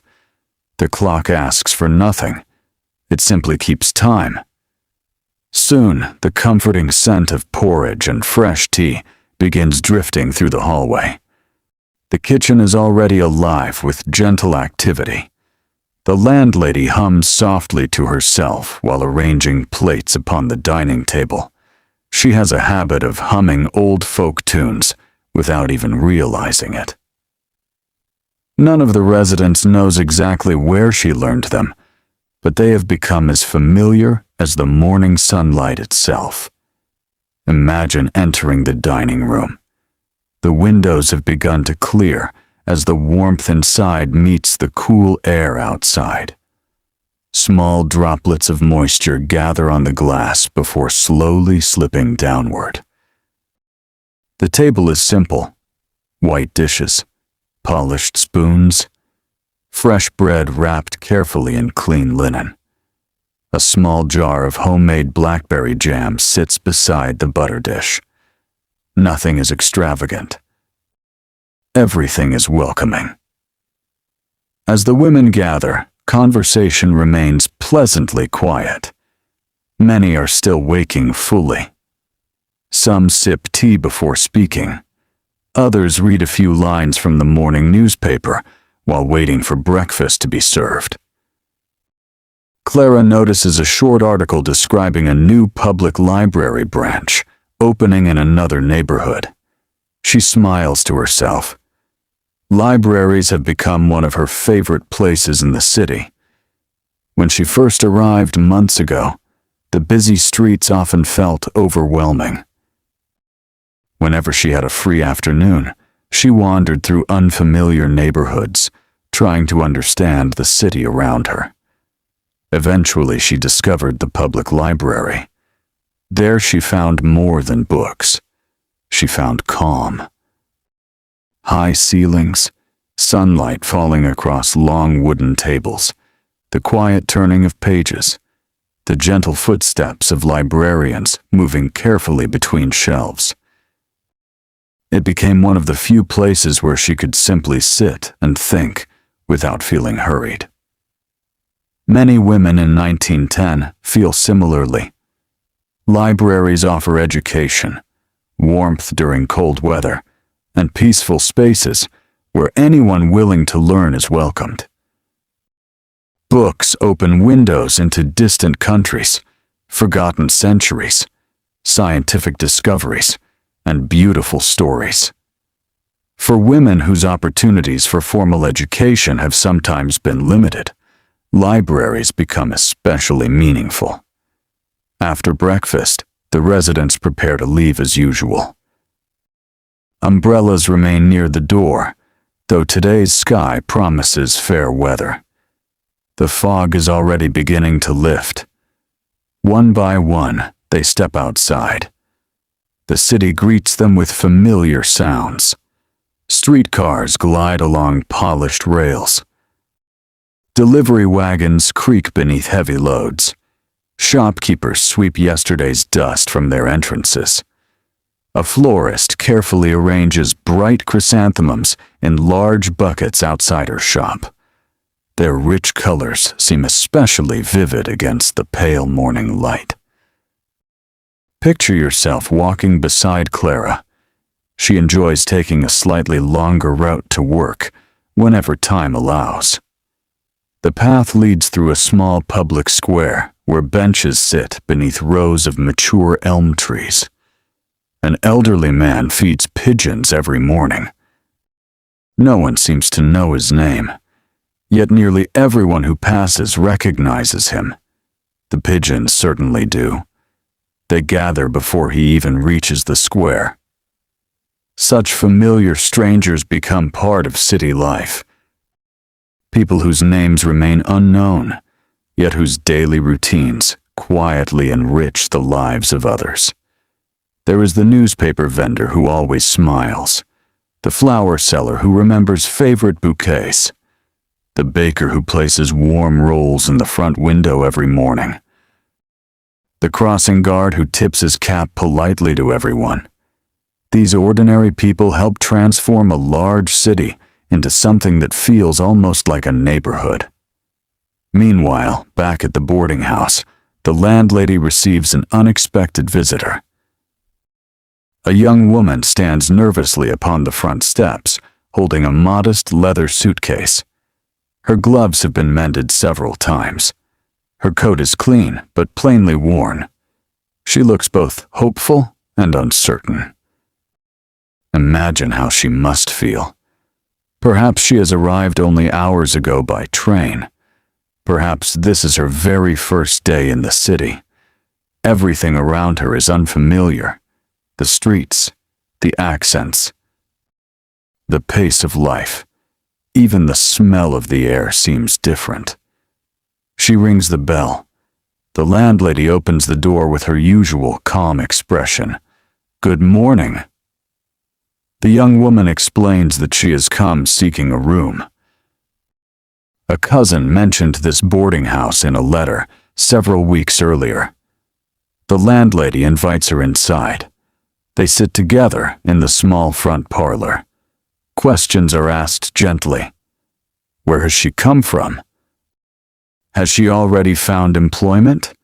Will she be needing breakfast and supper each day? Can she provide references from previous employers or respected members of her community? Such conversations are common. Boarding houses depend greatly upon mutual trust. Residents expect a peaceful home. The landlady hopes to welcome people who will contribute kindly to that atmosphere. After a thoughtful discussion, she smiles warmly. "I believe we have just the room." Relief quietly appears upon the young woman's face. A new beginning has just taken shape. The room itself is small but bright. Sunlight enters through a single window overlooking the back garden. There is an iron bed with a freshly laundered quilt, a washstand, a wardrobe, a writing desk. Nothing more is needed. The young woman sets her suitcase beside the bed. For several moments, she simply stands quietly in the middle of the room. Perhaps she is imagining the months ahead. Perhaps she misses home already. Or perhaps she feels grateful simply to have arrived safely. Every resident of the boarding house has experienced this moment. The first day, the unfamiliar room, the uncertain future. Yet those feelings rarely last forever. Little by little, routines become familiar. Names become friends. The strange city slowly begins to feel like home. As afternoon sunlight warms the garden, the new resident decides to unpack. She places a family photograph upon the writing desk.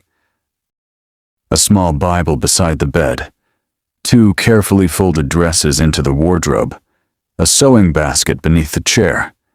The room begins to reflect its new owner. Home, after all, is often created through very small things. A familiar photograph, a favorite book, a knitted blanket made by someone's grandmother, the smell of lavender tucked carefully into a drawer. These quiet comforts travel with people wherever life may lead them. By evening, the other residents have returned. Introductions are made around the supper table. No one asks too many questions. Everyone remembers what it felt like to be new. Conversation remains gentle. The newcomer gradually relaxes. Someone offers advice about the nearest grocer. Another recommends a reliable laundry. Mrs. Price suggests visiting the public gardens on Sunday afternoon if the weather remains pleasant. The young woman thanks everyone with quiet sincerity. Already the boarding house feels a little less unfamiliar. As the evening continues, laughter rises softly from the sitting room. Tea is poured. A book is borrowed. Someone begins repairing a loose button before tomorrow arrives. Outside, the fog has completely disappeared. The stars shine clearly above the rooftops. The city settles into another peaceful night. Within the boarding house, another life has quietly become part of the story. Another woman has crossed its threshold, carrying hopes, uncertainties, and dreams of a better future. And just like those who arrived before her, she will soon discover that behind these ordinary brick walls, kindness is often found in the smallest gestures, and that sometimes a boarding house offers far more than a room. It offers the gentle beginning of belonging. A quiet Sunday arrives with a different feeling from the rest of the week. As the morning slowly arrives, the boarding house does not awaken quite so early. The familiar rush toward offices, classrooms, hospitals, and department stores is absent today. Instead, the house seems to breathe a little more slowly, as though even the walls understand that this day has been set aside for rest. Imagine opening your eyes as soft sunlight filters through the curtains. The room feels peaceful. Outside, the street is quieter than usual.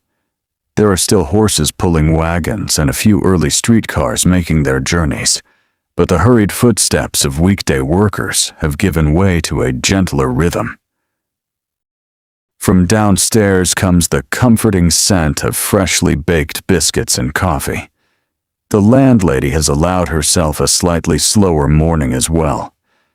Even she understands that every household needs moments of calm. The hallway clock continues its patient ticking, but today no one glances at it with anxious concern. There is time enough for breakfast, time enough for conversation, time enough simply to enjoy the quiet company of others. One by one, the residents emerge from their rooms. Without the pressure of work, their movements are more relaxed. A few wear simple house dresses until it is time to prepare for church. Others linger by the windows, watching the peaceful neighborhood awaken beneath the clear autumn sky. The newest resident, whose arrival only a day earlier had filled her with uncertainty, steps carefully downstairs. She still feels like a guest rather than a member of the household. Everything remains unfamiliar.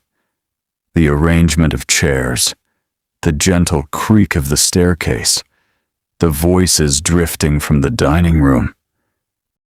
Yet already some of the nervousness has begun to fade. Mrs. Price notices her standing quietly near the doorway. "Come," she says warmly. "No one should spend Sunday breakfast alone." The invitation is simple. It asks for nothing. Still, it means more than either woman says aloud. Picture yourself sitting beside them at the long table. The morning sun rests gently upon polished wood. Fresh butter glistens beside warm biscuits. A bowl of stewed apples carries the comforting fragrance of cinnamon.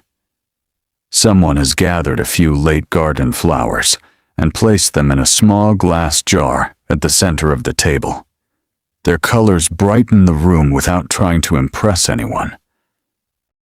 Conversation drifts easily from one topic to another. Someone speaks about a letter received from home during the week. Another describes a stray cat that has recently begun visiting the back garden every evening. The nurse laughs quietly while recalling how a young patient insisted that her pocket watch contained magical powers because it always knew exactly what time it was. The table fills with gentle smiles. These ordinary conversations remind everyone that happiness is often found in very small moments. After breakfast, several women prepare for church. In 1910, attending religious services remains an important part of life for many families, though not everyone follows the same traditions. Some residents attend Protestant churches. Others are Catholic. A few choose to spend the morning reading quietly instead. Within the boarding house, these differences are accepted with quiet respect. The landlady believes that kindness matters more than arguments. She has seen enough of life to understand that every person carries private beliefs shaped by family, experience, and conscience. As the church bells begin ringing across the city, groups of well-dressed neighbors step onto the sidewalks. Children walk beside parents. Grandparents move at a slower pace. Ladies adjust elegant hats decorated with ribbons and carefully arranged feathers. Gentlemen carry polished walking sticks, more from habit than necessity. Imagine walking among them. The crisp autumn air feels refreshing. Golden leaves gather along the edges of the pavement. The sunlight catches the stained glass windows of the old church, making them glow with quiet beauty. Inside, hymns rise gently toward the high ceiling. Voices blend together, filling the peaceful space with warmth rather than grandeur. For many women living far from their families, Sunday worship offers more than spiritual comfort. It provides familiarity. The prayers sound much as they did during childhood. The hymns bring back memories of home. Even in a growing city, these traditions create a bridge between past and present. Meanwhile, back at the boarding house, those who remain behind enjoy the peaceful silence. Clara decides to spend the morning writing letters. She chooses her best stationery, fills her fountain pen with fresh ink, and sits beside the window where the sunlight is brightest. The letter she writes today is longer than usual. She tells her parents about the changing colors of the city parks. She describes the kindness of the boarding house residents. She mentions the new young woman who arrived yesterday, remembering her own first uncertain evening beneath this roof. Then she writes something she has not said before. "I think I am beginning to feel at home." She pauses after writing those words. They surprise her slightly. Months ago, the city had seemed enormous and lonely. Now its streets have become familiar. The baker recognizes her. The librarian smiles when she arrives. The conductor on the morning streetcar nods politely. Even the pigeons in the public square seem almost like old acquaintances. Home, she realizes, is not always the place where one is born. Sometimes it is the place where life quietly unfolds. Imagine the gentle scratch of her pen moving across the paper. Outside, a light breeze stirs the branches of the maple trees. A few leaves drift slowly through the air before settling softly upon the garden path. Time itself seems to move more gently on Sundays. After midday, several residents decide to take a walk through the nearby public gardens. Public parks have become treasured spaces within growing cities. They offer fresh air, peaceful paths, and a welcome escape from crowded streets. Families stroll beneath tall trees. Children sail tiny wooden boats across ornamental ponds.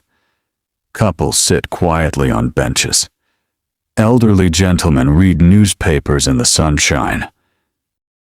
The boarding house residents wander slowly together. No one is in a hurry.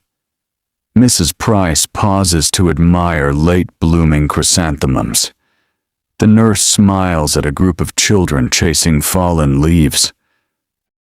The newest resident grows quieter as she takes in the beauty around her. "I had forgotten how peaceful a garden could be," she says softly. Clara smiles. "So had I." They continue walking without saying much more. Sometimes friendship begins in shared silence rather than conversation. As afternoon gradually fades, they return to the boarding house carrying a few fallen maple leaves gathered from the park. One leaf, perfectly shaped and glowing with deep crimson color, is placed between the pages of Clara's diary. Perhaps it will remain there for years. Perhaps someday, long after 1910 has become history, someone might discover it while opening the old notebook. A single leaf preserved between forgotten pages. A quiet reminder of one peaceful autumn afternoon. Evening arrives gently. Supper is lighter than usual. Homemade soup, warm bread, cheese, and baked pears are shared around the familiar table. Afterward, several women gather in the sitting room. Mrs. Price plays a few soft melodies on the piano. The nurse continues knitting a warm scarf she hopes to finish before winter. Clara reads quietly beside the fire. The newest resident, no longer quite so shy, joins the others with a cup of tea in her hands. She laughs for the first time since arriving. The sound is gentle but genuine. Outside, darkness slowly settles across the city. The last glow of sunset disappears beyond rows of rooftops. A cool wind rustles the leaves that remain upon the trees. Inside the boarding house, the fire burns steadily, casting warm light across familiar faces. No one speaks for several minutes. The silence feels peaceful, comfortable. Like the silence shared among people who no longer feel like strangers. The boarding house has quietly become what so many women hoped to find when they first arrived in the city. Not merely a place to rent a room, but a place where ordinary days are softened by friendship, where quiet encouragement is freely given, where loneliness slowly gives way to belonging. And as another Sunday gently comes to its close, the women retire one by one to their rooms, carrying with them the quiet contentment of a day well spent, unaware that their simple lives, lived with grace and perseverance, would one day become part of the hidden history we are still discovering. Imagine that many months have quietly passed since you first stepped through the front door of the boarding house. The familiar brass bell still hangs beside the entrance, polished by careful hands. The wooden staircase still creaks in the same gentle places. The hallway clock continues its steady rhythm, measuring days that have slowly become seasons. Outside, another autumn has begun to settle over the city. The maple trees glow with deep shades of gold and crimson. A cool breeze carries the scent of wood smoke, damp leaves and bread fresh from the neighborhood bakery. Horses still pull wagons through the streets, though more motor cars now appear than when the year first began. The city continues changing, one quiet day at a time. Inside the boarding house, life has changed as well. Not through great celebrations or dramatic events, but through hundreds of ordinary moments. Morning greetings have become warmer. Shared suppers have become familiar traditions. The women who once introduced themselves as strangers now know one another's favorite books, preferred teas, birthdays, hopes, and worries. The newest resident no longer feels new. She now helps welcome others who arrive carrying nervous smiles and worn suitcases. In this way, kindness quietly continues from one generation of residents to the next. Picture yourself walking slowly through the house one last time. The dining room is peaceful after breakfast. The sitting room still holds its shelves of well-loved books. The piano stands patiently against the wall, waiting for Mrs. Price's gentle hands to bring another melody to life. Upstairs, each room reflects the woman who has called it home. A pressed flower rests inside a diary. Letters are tied neatly with ribbon. A carefully mended coat hangs beside the wardrobe. A sewing basket waits beneath a chair. A pair of walking shoes stands neatly beside a bed, their soles worn smooth by countless journeys through city streets. These objects may seem ordinary, yet they quietly tell the stories of lives built with patience rather than wealth. Imagine opening one of those old letters. Its ink has faded slightly with time. The paper has softened where careful hands unfolded it again and again. The words speak of everyday things: the weather, a successful examination, a younger brother learning to read, a mother asking whether enough warm blankets have been prepared for winter. No writer imagines that anyone beyond the family will ever read these lines. They are simply expressions of love carried across long distances. And perhaps that is why they feel so honest. History often survives through such small treasures. Not every story is carved into stone. Many survive inside quiet drawers, inside family Bibles, inside forgotten trunks resting peacefully in dusty attics, inside photographs whose names have slowly disappeared from memory. Imagine looking at one of those photographs. Several women stand together on the front steps of a boarding house. Their clothes are neat, their hats carefully arranged.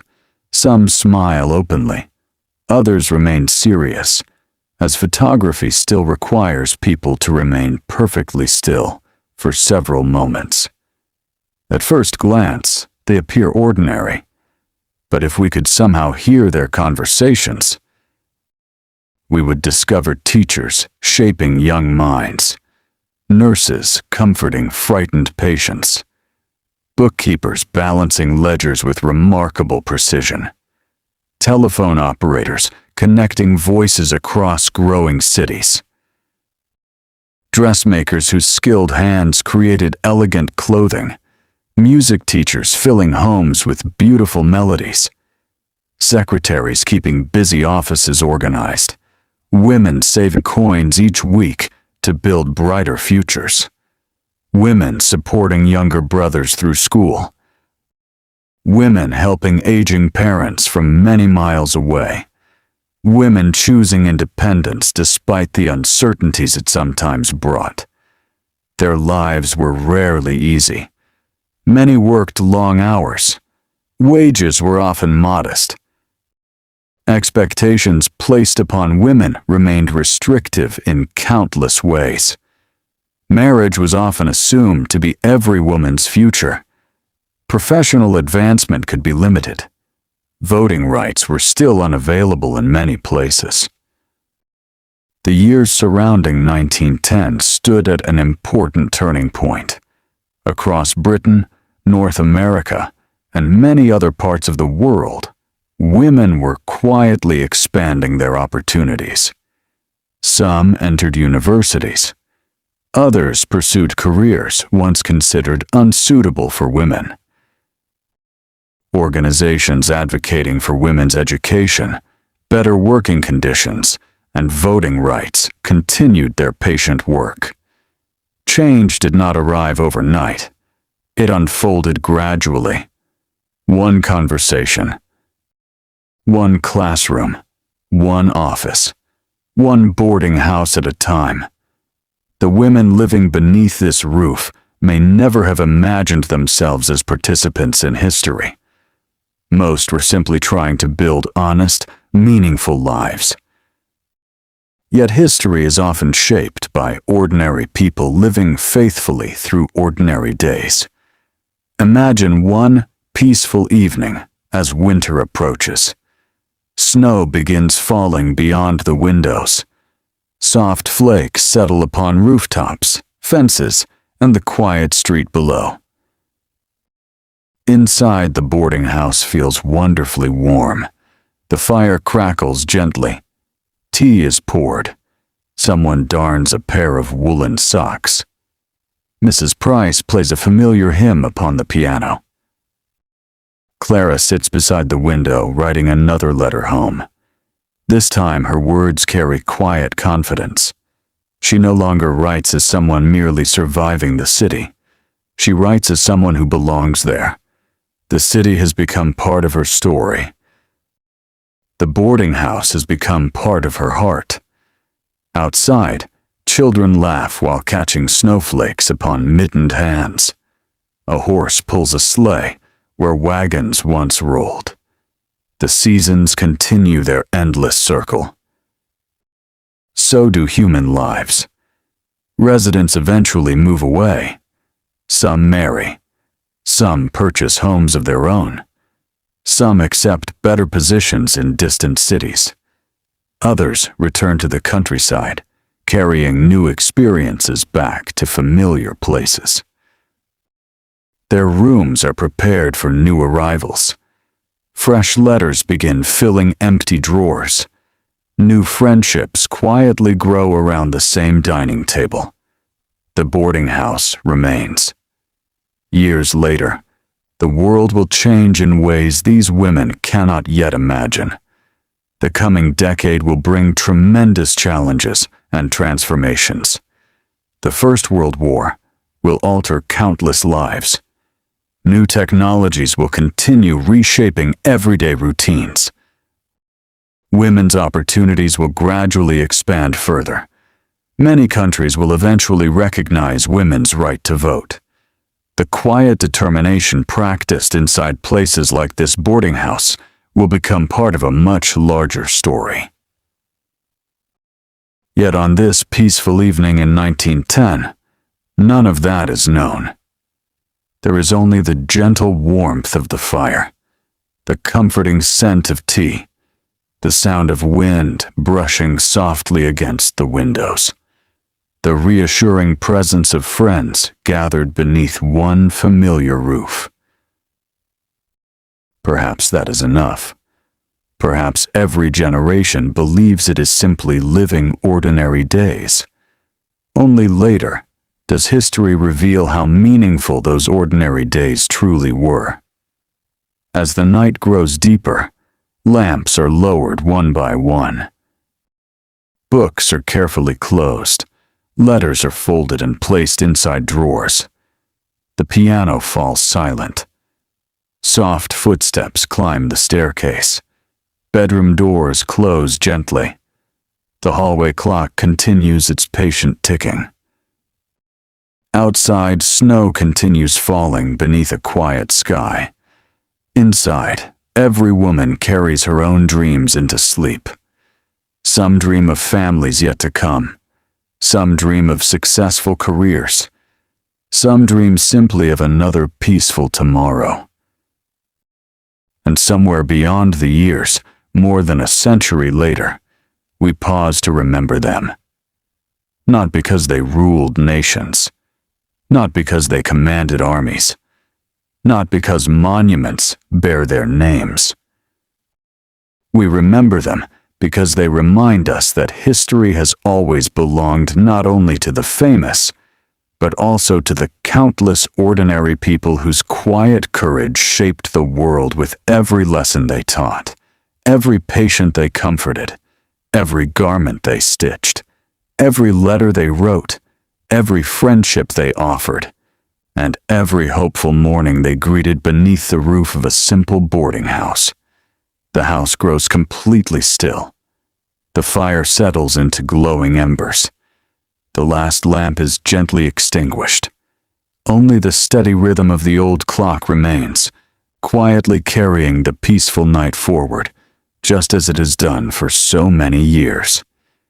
And as sleep gently embraces the women within those familiar walls, their voices fade softly into history, not lost, but lovingly remembered, like the final page of a well-read book that closes quietly, leaving behind warmth, gratitude, and the comforting feeling of having traveled through another time.